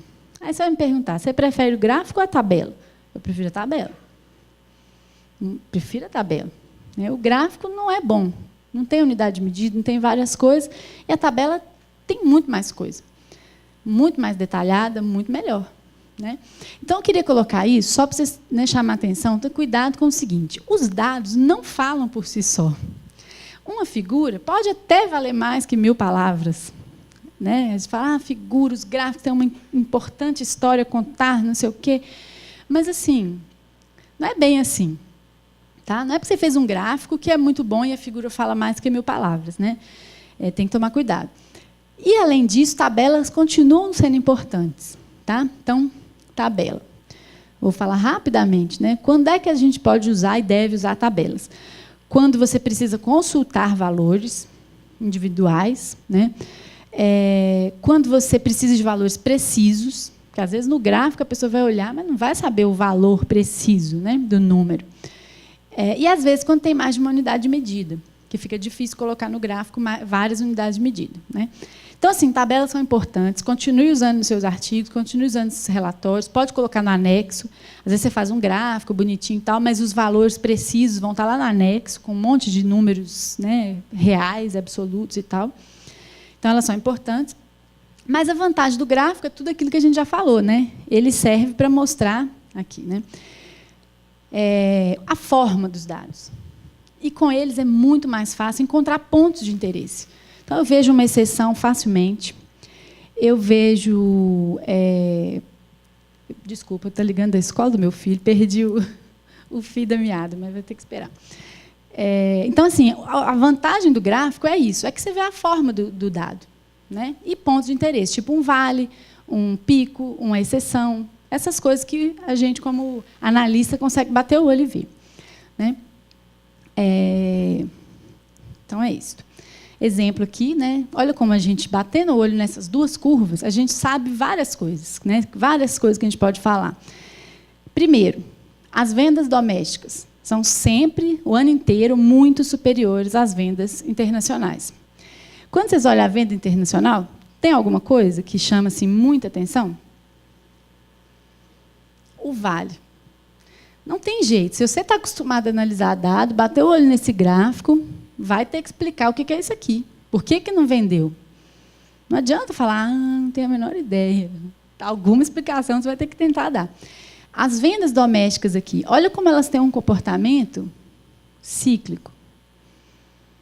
Ela tem um comportamento sazonal, né? Então, como analistas, isso a gente vai acabando desenvolvendo, tá? Então, agora, gente, essa parte, eu vou passá-la mais rápida, que é uma parte assim que, quando a gente faz a disciplina de visualização de dados, né, a gente fica uma aula em cada uma, mas aqui eu vou ter que passar um pouco mais rápido, né, só para dar uma ideia do que é, e, no final, mostrar uns exemplinhos, né? Então, a gente trabalha muito em cima dos relacionamentos quantitativos, das técnicas de visualização, que são os gráficos, e dos padrões visuais, que eu acho que eu mostrei um pouco para vocês lá, essas peculiaridades dos gráficos que a gente, visualmente, né, chama atenção. Então, isso aqui tem a ver com a pergunta que você tem, que você quer responder, a hipótese. Isso aqui tem a ver com os gráficos que você vai usar. E isso aqui tem a ver com o que você consegue ver naquele gráfico, tá? Então, a análise, essa é a dica que eu dou, né? Vocês têm que pensar nisso. Quais são as minhas perguntas? Então, quais são os relacionamentos que respondem a essas minhas perguntas? Então, eu vou decidir quais técnicas usar e quais padrões que vão me mostrar o que eu quero saber. Então, os principais relacionamentos, já falei, são esses aqui. Eu vou mostrar o que é cada um, com exemplo. Série temporal. Não tem erro. É o mais famoso. Todo jornal, quando mostra gráfico, geralmente é uma evolução. Está até falando aqui que 75% dos gráficos publicados em jornais são coisas de evolução do tempo. Né? Por quê? Porque, quando a gente olha o passado, a gente tenta, com isso, entender o futuro. Então, a gente precisa do contexto do passado para a gente entender o atual, não é? Se alguém virar para você e falar assim, a inflação esse ano foi 4,5%, beleza, mas você sabe que é beleza ou não, porque você conhece a inflação nos últimos 20 anos. Mas se a pessoa não sabe, a inflação na Groenlândia, entendeu? Não vai adiantar. Então, você precisa do contexto do passado para entender os seus dados e conseguir, talvez, prever o futuro, né? Série temporal é muito rico em termos de padrões. Então, a gente pode ver tendências, variabilidades, taxas de mudança. Eu vou mostrar os exemplos aqui que fica melhor. Então, tendência, né? Está crescendo. Está decrescendo. Parece que é estável. Então, essas são as tendências, né? Muitas vezes, a gente coloca linha para ajudar. Sabe, o Excel, por exemplo, ele coloca uma linha, se você quiser. Às vezes, os dados eles oscilam tanto que fica difícil ver se parece que está crescendo ou não, né? Então, uma linha pode ser útil. Mas cuidado com essas linhas, porque, às vezes, se você tiver um ponto extremo aqui, a tendência fica completamente diferente. Né? Às vezes, você tem um mês de dezembro aqui que foi péssimo. Então, se você pusesse a linha de dezembro, a tendência ia ser assim. Acontece, eu não vou entrar nesses detalhes, mas no curso a gente fala muito disso, né, de boas práticas. Assim.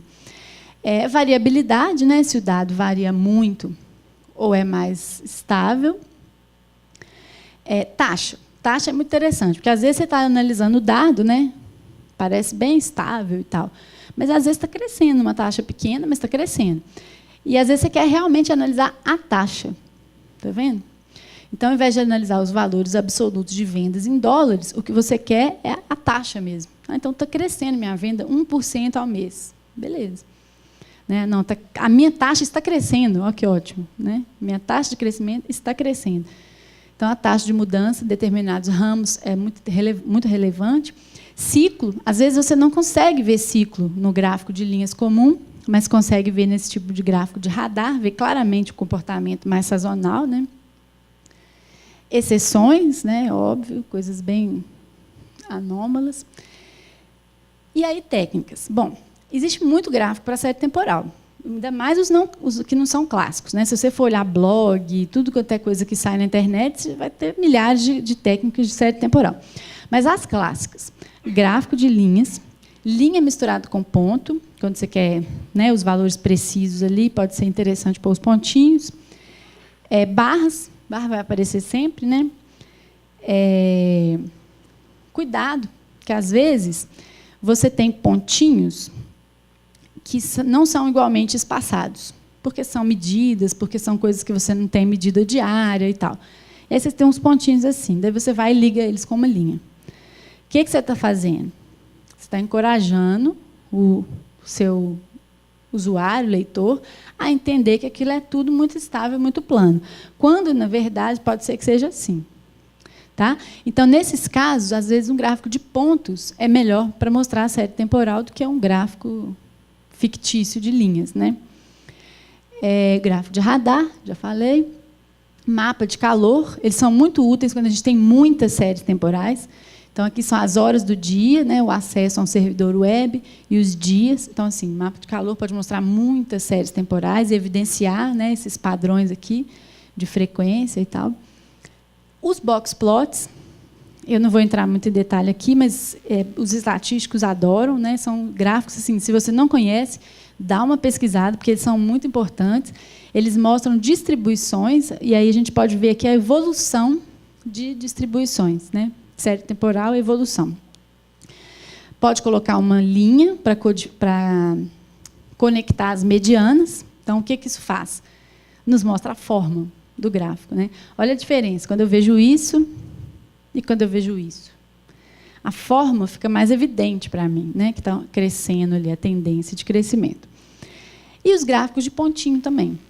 Posso mostrar eles animados. Então, depois, não sei se vocês já viram, mas esse gapminder.org tem apresentações e visualizações animadas muito interessantes.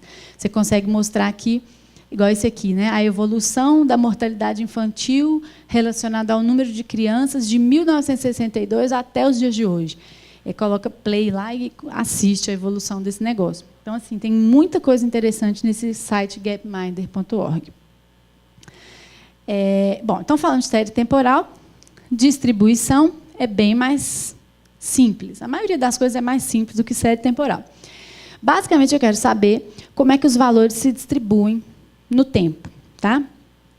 E aí, tem a ver com a distribuição estatística, aquelas funções de densidade? Até tem. Tá? Até tem a ver com aquilo, sim. Mas aqui a gente não está interessado em saber qual é a distribuição, se é normal, se não é. Não, eu quero ver. Só quero ver a distribuição. Tá? Então, às vezes, eu estou interessado em ver como um conjunto de valores se distribui e também como vários conjuntos de valores se distribuem de forma comparativa. Tá? Então, o que vai acontecer aqui? Imagine que eu tenho várias transportadoras, 2 transportadoras. E elas vão, eu vou fazer um teste, porque eu vou contratar elas, vou mandar várias entregas para os mesmos lugares para as 2 empresas. Aí a primeira levou 1 dia, 4 dias, 4 dias, 4 dias, 8 dias. E a segunda levou isso daqui, de dias, para entregar um produto. Aí eu pergunto, qual que é melhor? Né? Se você calcular média, mediana, moda, essas coisas, vai dar muito parecido. Mas é muito diferente de olhar para a distribuição. Tá? Então, o que acontece? Essa daqui parece que leva menos tempo, em geral. Né? Então, são essas coisas assim, que a gente tem que focar quando a gente está interessado em ver como é que os dados se distribuem. Características visuais, não tem aquele tanto mais, igual série temporal.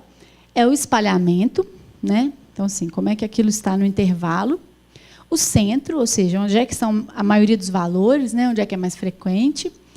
E o formato, a distribuição, né? Pode ser normal, pode ter uma cauda pesada, pode ter várias características interessantes, né? Então, isso aqui lembra muito aquela da mortalidade, né? Então, a gente via lá claramente, olha, maior número de pessoas morre aos 70, aos 80, né? Então, é bem útil. O que eu pulei aqui? Nada. Tá. Então, os padrões visuais. É interessante eu olhar. Estou achando que eu comi alguma coisa. Não, está certo. Então, padrões visuais. Pode ser curva, pode ser mais plana, pode ter um pico, 2 picos, né? A gente fala bimodal. Então, a gente tem que entender que picos são esses. Inclusive, aquela da mortalidade, ela parecia que tinha 2 picos, né? Parecia que tinha um aos 70 e outro mais ou menos aos 80. Entender o que é aquilo é interessante, né? Se tem concentrações, se tem gaps, dados ausentes e tal. Então, quais são as técnicas? Histograma, é clássico, né? O histograma é um gráfico de barras, só que aqui é frequência, né? Então, aqui você tem os dados e aqui é a frequência de ocorrência de cada um. O polígono de frequência é a mesma coisa que o histograma, só que usando linha. Está vendo? Mais ou menos a mesma coisa. E múltiplos polígonos de frequência. É feio, assim, olhando assim e falar assim, gostei não, mas olha que bonitinho que fica. Né? Então, isso aqui é a frequência de uso de línguas na língua inglesa, de uso de letras na língua inglesa, no início, no meio e no fim de palavras. Não me engano, é isso mesmo. Então, por exemplo, a letra A, olha como ela é mais comum no início e no meio de palavras. Quase não tem palavra que termina com A. Está vendo?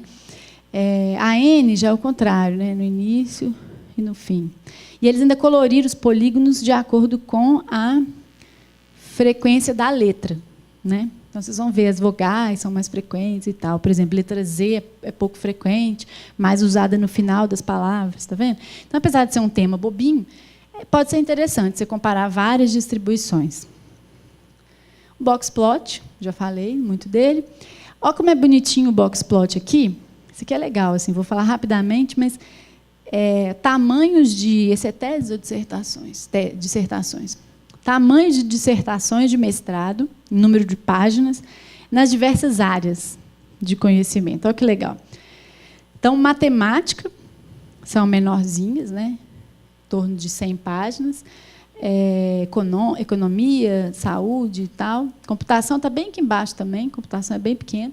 E aqui vai para as áreas sociais e tal, né? Aí já são textos maiores. Então, legal de ver, né? A ordenação disso e a distribuição. Quer dizer, tem área que não se aceita muita variação nos tamanhos. As nossas, por exemplo. Eu não venho aqui com uma dissertação de 300 páginas, porque todo mundo vai falar que é esquisito. Todo mundo vai falar, não está certo. Agora, se você for lá nas ciências sociais, talvez eles vão aceitar uma dissertação de até 1000 páginas, né? Não sei. Não estou criticando, estou só falando que são diferentes das áreas, né? E aí tem outros mais moderninhos, assim, né? Tipo esses barcode, né? O rug plot, que para mostrar performance das linhas de metrô e tal, problemas de performance. Esse aqui também é o mesmo, né? Super legal, que está mostrando aqui as medalhas do Phelps, né? Então, ao longo dos anos, mostra quantas medalhas ele ganhou de ouro, né? Assustador, mas é uma distribuição, tá vendo? Então, assim, não é uma distribuição quantitativa, não é só um histograma, mas ela é bem descritiva, ela mostra cada medalha que ele ganhou em cada competição que ele participou, né? Aí o povo inventa, né? Vamos fazer um boxplot? Não, boxplot é feio. Então, eles fazem um gráfico de violino. Mesma coisa, né? Fazer barrigudinho assim e tal, acha mais bonitinho. De novo, tem aqui a mediana, os quartis, é a mesma coisa que o boxplot, né? Legal isso aqui também, que são os tempos na maratona de Boston, né? Os tempos da realização da prova. Aí tem um aqui super diferente, né? Olha que legal. Vocês que já são analistas já conseguem ver as exceções, né? Mas não é possível que esse ano ninguém levou muito tempo, né? Aconteceu um atentado lá, né? E esse strip plot também, que é a mesma coisa, só que ao invés de pôr o box, pode ser pôr uns pontinhos lá. Né? Eu acho mais poluído e tudo, mas pode ter casos em que é interessante. E aí, como fica muito sobreposto, né, os pontinhos muito sobrepostos, tem gente que dá uma chacoalhadinha neles. Aí vira isso, eles falam que é colônia, né, de abelhas. De novo, é para você ver aqui onde é que os pontos se distribuem. Né? É mais pitoresca, vamos dizer assim. Né? Não parece muito científico, mas também é usado. E o unit plot, olha que legal isso, gente. Põe um povo em fila. Quer saber a idade do povo? Então faz assim, todo mundo que tem 50 anos fica atrás dele. Todo mundo que tem 51 fica atrás desse, entendeu? Faz isso, fala assim, gente, mas quem vai usar isso? O povo usa aqui, ó. Isso aqui são os tempos que o povo levou para fazer a maratona de Hong Kong, eu acho. É uma maratona aí. Então, olha só. Tá vendo? Você vê aqui, ó, que legal, o pelotão que chegou lá primeiro, de elite, né? Os verdinhos aqui, que por acaso são os de países africanos, o verde, tá vendo? Aí, amarelo é Hong Kong, porque a maratona é lá, vermelho é China e azul são outros. Então, olha que legal, né? Você está vendo ali o tempo e o pessoal que chegou. E aí vem a renca aqui atrás. Né? Mapa de calor, para distribuição também dá. Isso aqui é tabuleiro de xadrez, olha que bonitinho. É o uso de cada casa num jogo de xadrez lá. É distribuição também. Né? Não é uma distribuição estatística, assim, né? Clássica, mas é também uma visualização de distribuição. Parte todo. Junta parte todo com ranking, porque, geralmente, quando eu faço um gráfico de pizza, isso aqui é a parte todo, né? Ó, quanto cada departamento da minha empresa gasta. Poderia mostrar isso como um gráfico de pizza. Quando eu faço um gráfico de pizza, geralmente eu quero ele em ordem. Então, por isso que a gente mistura o ranking, que é, né, um ranking, com parte todo. Isso aqui não parece parte todo, né? Porque quando eu olho aqui TI, eu falo assim, quantos por cento? Não dá para saber. Então, melhor seria assim. Gráfico de barras também dá para mostrar a parte toda, tá vendo, né? E aí poderia ser pizza também, né? Padrões visuais não é muito interessante. Ó, você pode ter todas as fatias do mesmo tamanho, ou seja, uniforme. Elas podem ser uniformemente diferentes, ou seja, elas estão crescendo em diferença. Diferenças são crescentes, pode ter várias possibilidades, mas isso aqui, sinceramente, visualmente, assim, não é muito interessante. Pode ter exceções, né? Mas aí vem as técnicas, que é essa parte que é mais legal. Pizza. Por que não usar pizza? Ou pie charts, ou, né? O povo fala que eu não gosto de gráfico de pizza. Na verdade, não sou só eu, não. Quase todo mundo que mexe com visualização não gosta de gráfico de pizza. Né? Por quê? Porque eu não consigo saber o tamanho, eu não estimo precisamente o tamanho de uma área dessa e eu não consigo ordenar. Então, não vou gastar muito tempo aqui, porque eu tenho que chegar no fim, mas se eu perguntar assim, qual é a segunda maior área dessa pizza? Não é fácil. Não é fácil. Aí você vai ter que fazer isso aqui, ó. Porque, tá vendo? A legenda também é aquela coisa da memória. Eu fico tendo que fazer assim com o olho, ir para lá, para cá. É péssimo. Não funciona. Então, eu tenho que fazer o gráfico de pizza assim. Assim funciona. Pode fazer assim. Observa, tá com legenda, com percentual e ordenado. Beleza, funciona. Só que aí é a mesma coisa que uma tabela. Né? Então, assim, a vantagem do gráfico de pizza é a metáfora. Qualquer pessoa entende isso, né? Eu acho. A metáfora de parte todo dela é muito legal. Mas a gente tem que ter em mente que ela é uma tabela. Nada mais do que uma tabela. Outro problema. Se eu precisar comparar vários, é um dilema também. Entendeu? Eu tenho lá o gráfico de 2004, 2005, 2006, 2007. Não dá para comparar isso, gente. Mentalmente, não dá.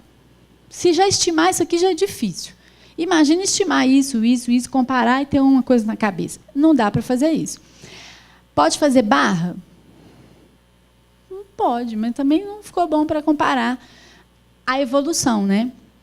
Então, vem as áreas empilhadas. Então, isso é a pizza no tempo, né? Essa daí é legal. É legal em termos também, porque se for muito variável, se os dados forem muito variáveis, também não vai enxergar nada. Então, quando é bonitinho assim, bem comportado, vai funcionar legal. Né? Aí vem o povo e fala assim, o donut, o rosquinha é muito legal e tal. O povo usa isso demais. Usa demais. Né? Fala para parar de usar? Não precisa parar de usar, não. Pode continuar usando. Inclusive, tem gente que defende falando que isso aqui é uma barra, tá? É fácil estimar o tamanho daquilo ali. Não é um setor circular, é uma barra. Eu não sei, eu acho que não é. Mas então, assim, o que acontece? O problema disso aqui é útil, é bonitinho, a metáfora é boa, mas só pode usar se for ordenado e com label. Senão, não vai funcionar, não. Né? Gráfico de barra, está em todo lugar, pode usar. Gráfico de barra é frustrante quando eles são quase todos do mesmo tamanho. Tá? E eu vou contar um negócio rapidamente aqui, porque eu não posso resistir, mas nunca comece um gráfico de barras que não começa por 0. Por quê? Porque a gente estima precisamente o comprimento de barras. Se eu cortar isso aqui no 30.000, falar assim, não, isso aqui tem um monte de listra, eu vou cortar no 30.000, vou começar de 30.000. Vai ter uma barra que é o dobro da outra. E a diferença entre elas é de, sei lá, 3 unidades em 3.000. Entenderam? Então, o gráfico de barra nunca pode começar fora do 0. Sempre do 0. Mas aí, quando fica assim, ó, bem chato, né, desse jeito, na verdade, o que eu quero focar aqui é nas diferenças. E eu não consigo focar nas diferenças. Então, você coloca pontos. Aí você pode não começar do 0. Aí você está focando nas diferenças. Né? Então, assim, tem várias possibilidades de parte todo. Pareto eu adoro. O gráfico de Pareto é uma combinação de barra e linha, sendo que a linha aqui são os valores acumulados. Tá vendo? Então, você tem as barrinhas ordenadas pela frequência das partes, né? E aqui é o acumulado. Isso é muito legal, porque te mostra essas descobertas aqui. Ó.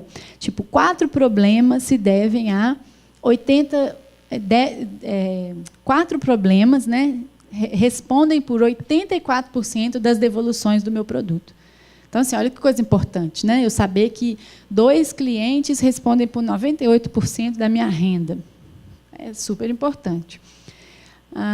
Áreas empilhado, né? Já falei que é quando você tem parte toda ao longo do tempo. Barras empilhado, pode usar, né? O Excel, essas coisas têm essas ferramentinhas de barra empilhado.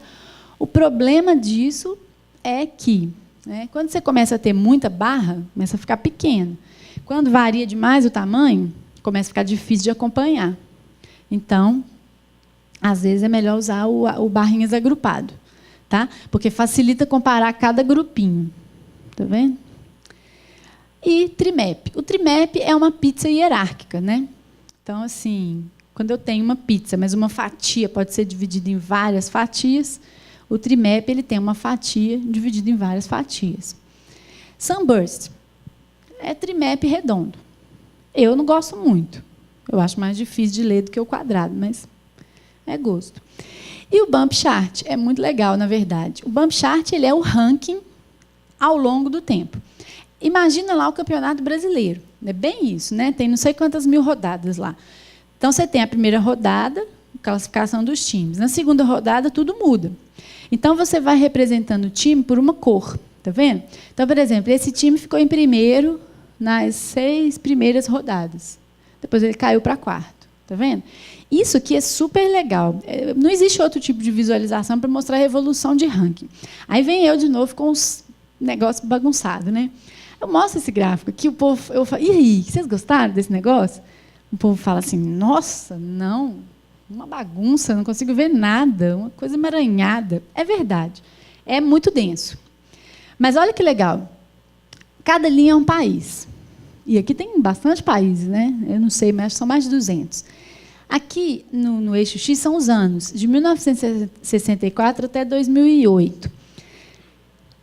O ranking desses países, em termos de um índice aqui, que chama SEI, que é de complexidade econômica. Enfim, olha o que é legal desse gráfico. Né? É claro que você tem que dar zoom, olhar os nomes dos países e tudo mais. Mas olha o que tem de legal nele.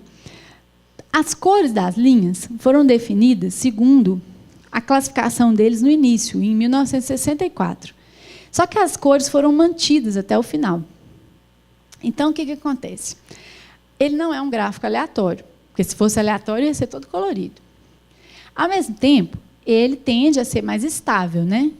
Porque o azul continua azul, aqui azul claro e tal. Mas a gente nota a ascensão, né, de alguns países aqui. Do mesmo jeito que nota os que descem.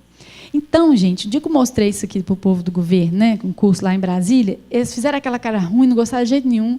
Mas na hora que eu expliquei para eles o que era, e a gente começou a dar zoom e interagir, porque dá para passar o mouse aqui e ver os valores e tal, e os países, eles acharam a coisa mais incrível, porque é muito legal. Você consegue ver o Brasil, que é uma linha laranja, que começou a subir, subiu bastante. Você consegue ver a Índia, você consegue ver um monte de outros exemplos de países até mais ricos, né, que caíram aqui um pouco. Então, é muito legal, porque é desordenado, é denso, é complexo, mas a gente consegue evidenciar as exceções. Então, é isso que é legal. Né? Eu consigo ver o que permanece, mas eu consigo ver o que é diferente ali também. Né? Correlação, acho que vocês já viram bastante, né? Eu quero tentar entender se uma variável interfere ou não na outra. Então, correlação, vou passar até rápido, porque olha como é super simples. Né? Correlação, gente, é gráfico de dispersão. Não tem coisa muito melhor do que isso. É aqueles gráficos que você põe uma variável, a outra e os pontinhos. A gente está interessado na direção, para cima, para baixo, no grau, então se é bem forte assim a correlação ou não, e às vezes o formato, né? Então, por exemplo, aqui, ó, a correlação ela pode ser curva, não precisa ser reta. Ela pode ser alguma coisa próxima de logarítmico, próximo de exponencial e tal. Então, correlação é isso. Ó. Eu estou interessado no grau, posso até calcular se é menos 1, 1 ou 0, né? Que é isso aqui. Então, correlação 1 nunca vai acontecer, né? Nos dados reais, assim, nunca. E uma correlação muito baixa. Então, quanto mais próximo de 0, mais causa, né? Mas 0,62 já é bem ruim também, né?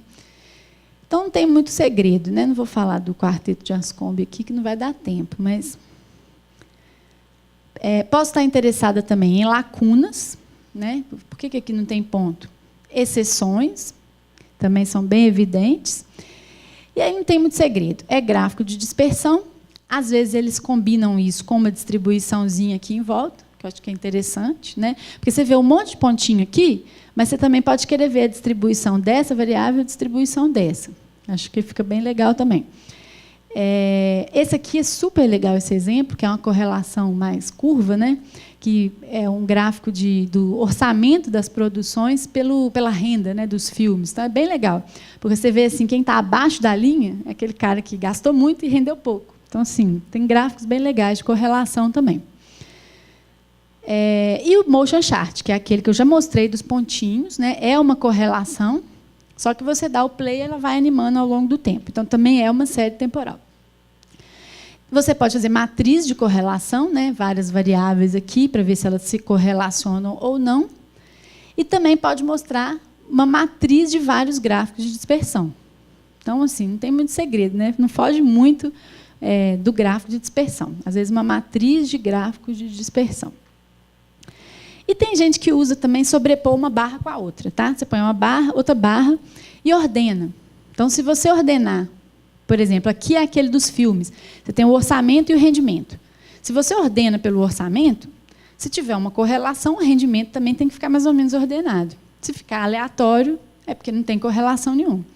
Mas aí aqui é uma coisa muito, muito pouco usada. O desvio. Desvio parece assim, será que é desvio padrão? Não é exatamente isso. O desvio, eu tenho uma variável de interesse e eu quero saber como é que a outra se desvia dela. Ou como é que a outra se desvia do esperado. Uma coisa assim. Então, eu tenho, por exemplo, né, isso aqui, que é bem clássico, eu tenho o orçamento e o realizado. Previsto e o realizado. Então, como é que eu me desviei? Eu gastei mais do que eu previa, eu gastei menos e tal. Só que qual que é o problema com esse gráfico aqui? O problema com esse gráfico é que eu tenho que fazer conta. E não dá para fazer essa conta, não é muito legal, né, de fazer. Então, assim, eu tenho que vir aqui e falar assim, mais ou menos 380, não é legal. Então, por que não mostrar já o desvio? Está vendo? Então, aquilo que eu falo, o gráfico, ele é eficaz com relação à pergunta que foi feita. Tá? Então, se eu quero mostrar a diferença do orçamento, o quanto que eu gastei a mais, o quanto que eu gastei a menos, esse é melhor. Né? Então, o contexto é muito importante assim, nessas análises. Eu tenho um alvo futuro, quanto eu estou longe desse alvo, o mesmo valor no ano passado, né? Então, quanto é que eu ganhava no ano passado, quanto é que eu estou ganhando esse ano? Ou período imediatamente anterior, quanto que eu ganhei mais que o mês passado, né?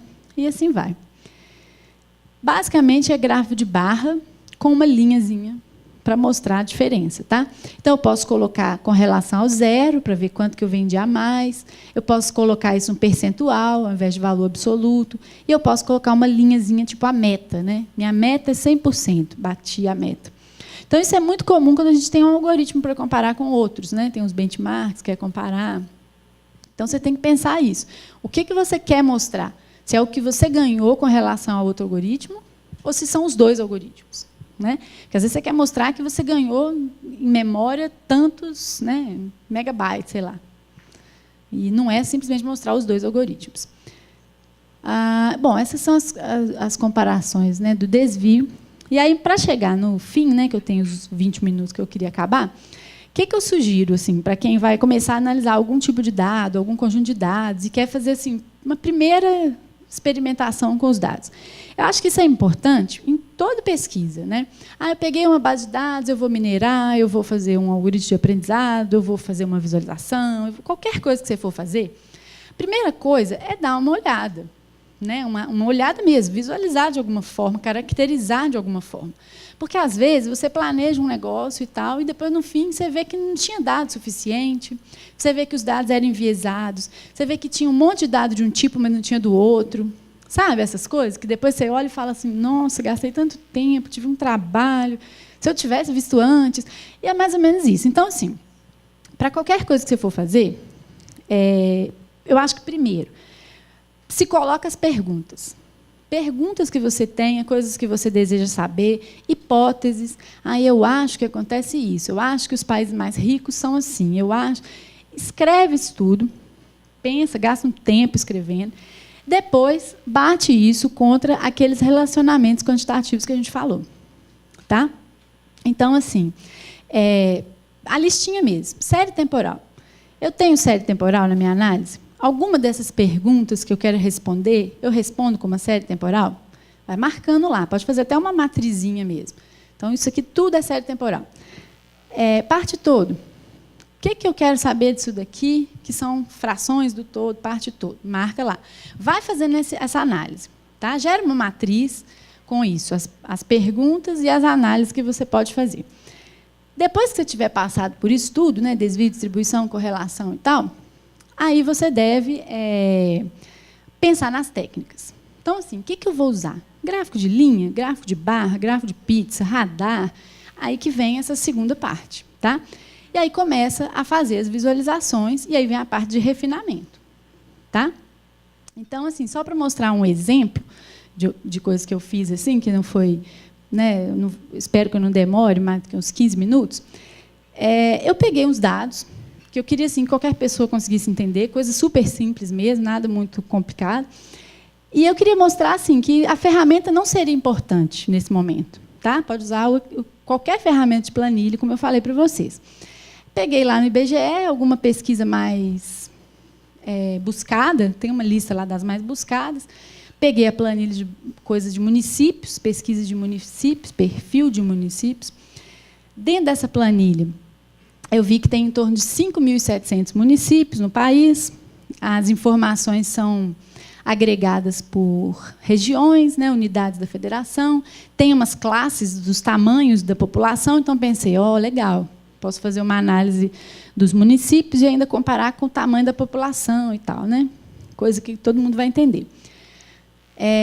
Então, fui selecionando os conjuntos de dados, tinha um monte de coisa lá. Acabou que eu foquei em habitação, foi meio aleatório, e peguei uma planilha lá que falava de favelas, cortiços, loteamentos irregulares. Então, assim, era bem simples o negócio, tinha cada município, 5.700, com os estados e tal, e falava se lá tinha esses tipos de habitações aqui né, irregulares, favelas, cortiços e tal.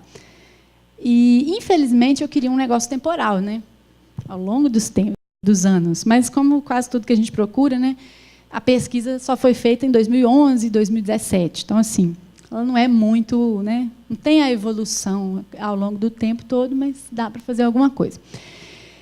Então, assim, obviamente, né, você vai ter que processar, filtrar essas coisas, limpar. Eu não foco nisso aqui, não. Mas, basicamente, o que eu sugiro? Pega essa análise, pense em algumas perguntas que você vai responder e vai tentando fazer aqueles relacionamentos quantitativos que a gente falou. Então, de cara, deixa eu ver se eu tenho a figurinha aqui, né? De cara aqui, ó, eu tinha essas 5 classes. Então, o município não tinha nenhuma habitação irregular, tinha ocupações, tinha cortiços, tinha favelas e tal. E, em 2011, 2017, eu fiz um percentual aqui. Aí eu fiquei olhando, falei, e aí? Vocês acham que dá para fazer uma visualização de série temporal? Pobre, mas dá. Né? 2011, 2017, dá para comparar, mas é pobre. Dá para fazer uma visualização de ranking? Dá, né? É uma que dá fácil, porque eu posso ver qual o município que tem mais favela, qual o estado que tem mais favela, e ranquear. Posso fazer, tanto em valores absolutos quanto percentuais. Parte todo, poxa, também dá para fazer, né? De todas as favelas, né? Qual a parte de cada município, né? De cada estado também. Desvio, dá para fazer? Dá para fazer demais. Comparar 2011 com 2017, né? Comparar um estado com o outro, dá para fazer desvio. E aí você vai pensando nisso, desenhando isso. Distribuição, achei que não dava muito. Né? Falei, o que eu vou analisar? Não dá, não tenho tempo, não dava muito. E correlação, até pensei, falei, dá para fazer alguma coisa com a população. Será que quando a população é maior, tem mais favelas? Deve ter e tal, né? Tá vendo? É um tipo de análise assim, bem despretensiosa, porque eu não domino os dados, mas eu estou tentando dar uma analisada, ver o que tem lá. Então, a primeira coisa que faz mais fácil, pizza, né? Então, olha só, 2011, 2017, né? Então, eu escolhi aqui, né, a cor cinza, ó, ela foi selecionada de propósito quando o município não tem nenhuma habitação irregular. E quando é colorida é porque tem. Né? Então, eu estou tirando a ênfase desse daqui e dando a ênfase aos outros. Então, o que a gente vê aí? Né?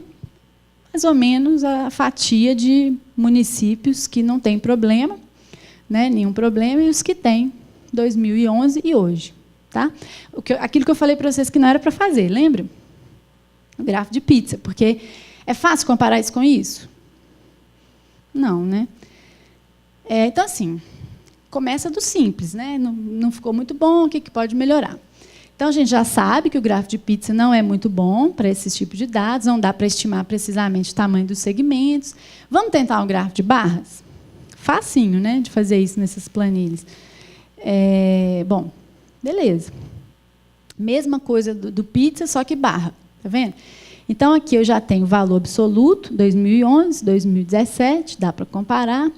Como esperado, né? Olhei e falei, né? Como esperado. O número de municípios com nenhum problema caiu bastante. Agora surgiram muitas ocupações que não tinha, né? Aumentou a quantidade de favelas aqui, não é? Cortiço diminuiu e tal. Mais ou menos isso. Por que eu dispus as barras na forma horizontal? Né?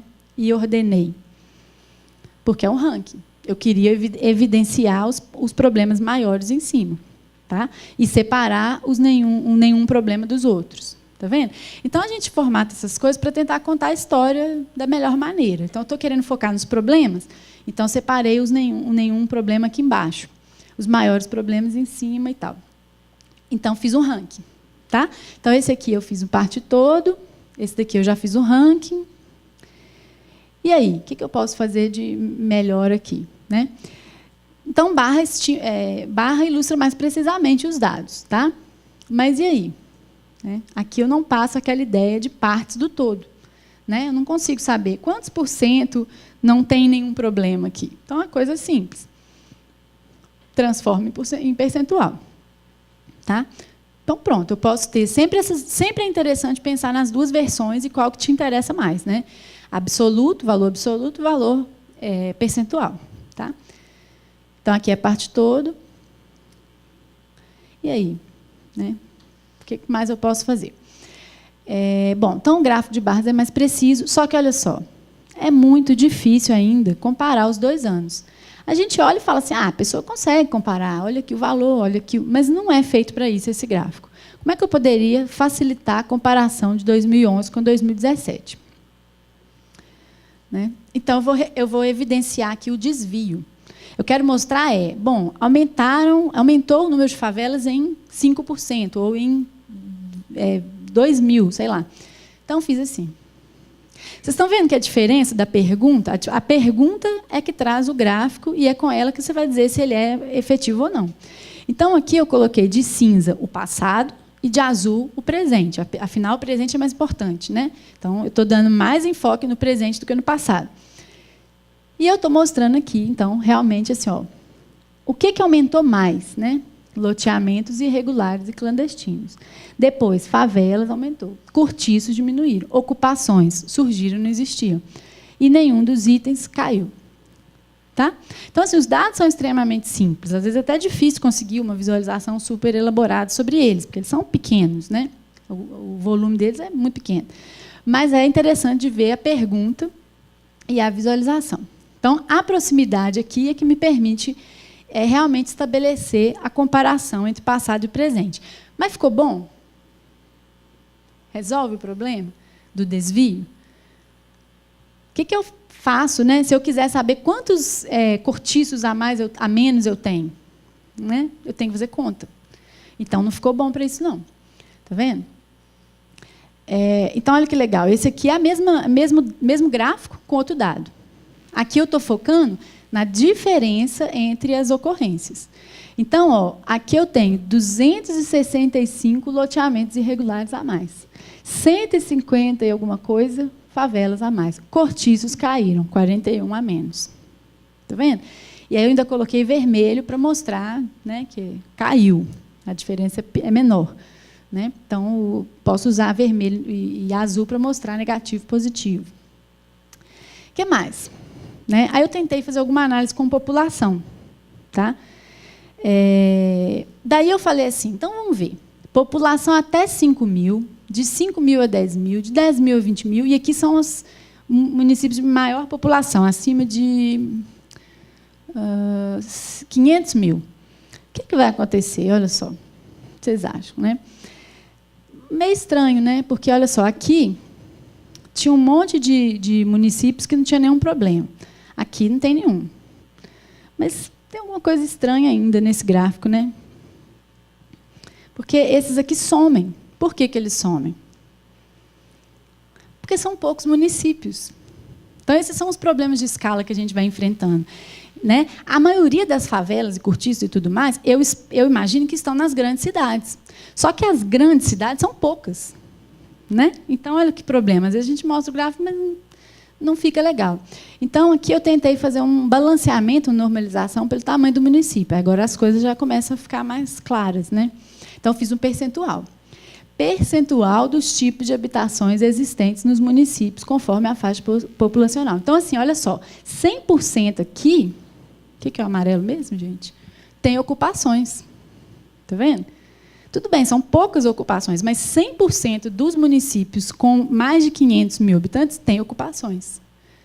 Está vendo? São perspectivas muito diferentes. Então, essas coisas, hoje eu não consegui explorar em detalhe, não, mas a gente explora isso. Essas normalizações faz muita diferença quando você usa valor absoluto, valor percentual, a taxa, né, de crescimento e tal.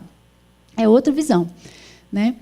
E aí, tentando mudar um pouquinho aqui, né, porque esse gráfico aqui, ele não te dá o formato dos dados. Né? A barra é muito legal, porque ela te mostra precisamente as diferenças, mas ela não mostra o formato. Aí eu tentei mostrar aqui para frente com linhas. Está vendo? Eu, particularmente, não gosto muito, porque não são coisas, né, conectadas na realidade.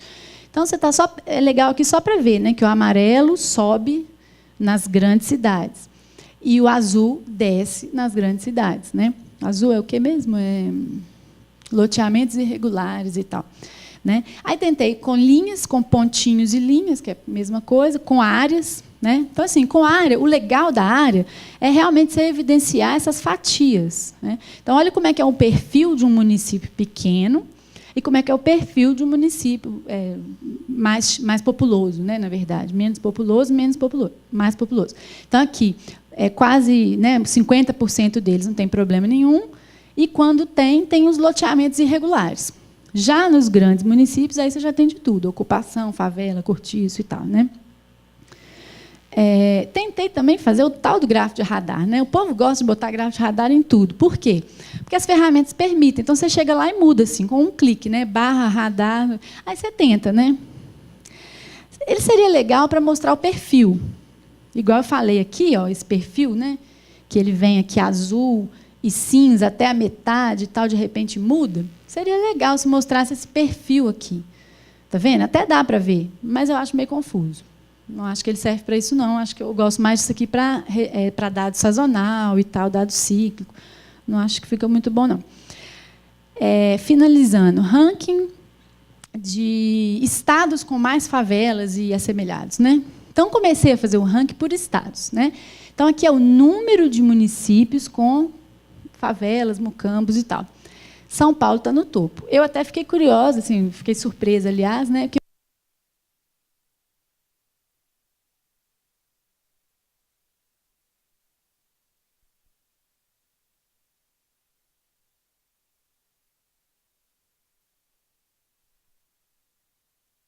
está ranqueado, e aqui está na mesma ordenação.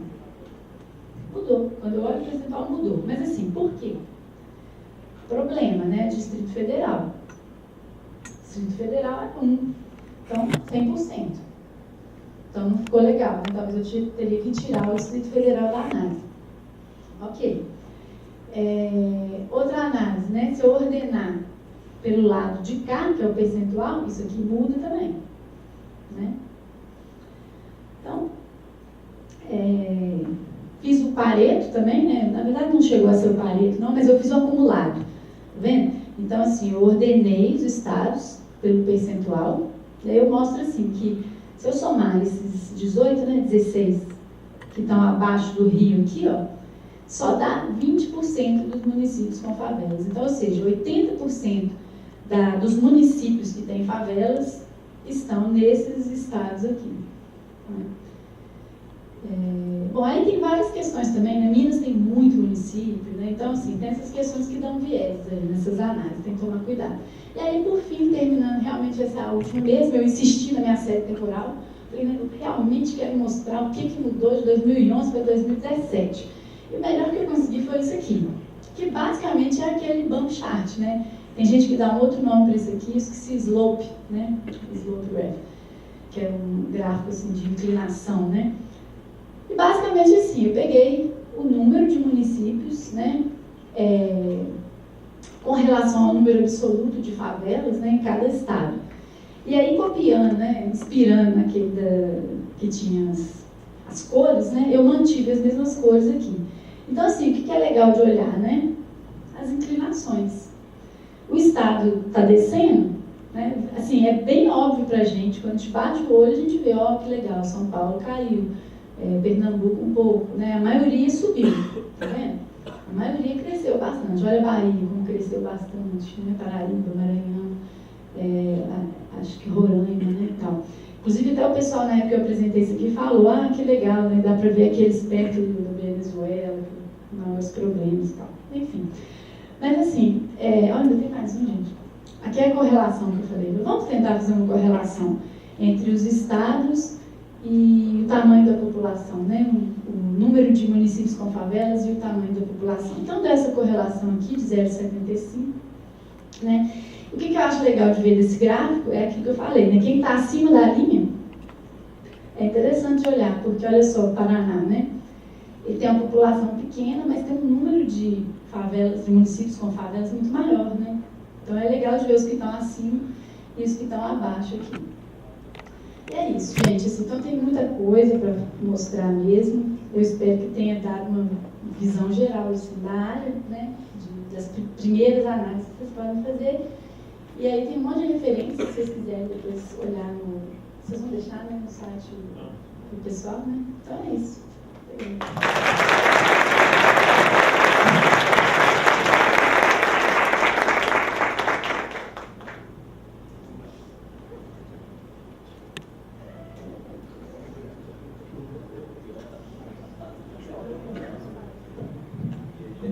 Oi, alguma pergunta?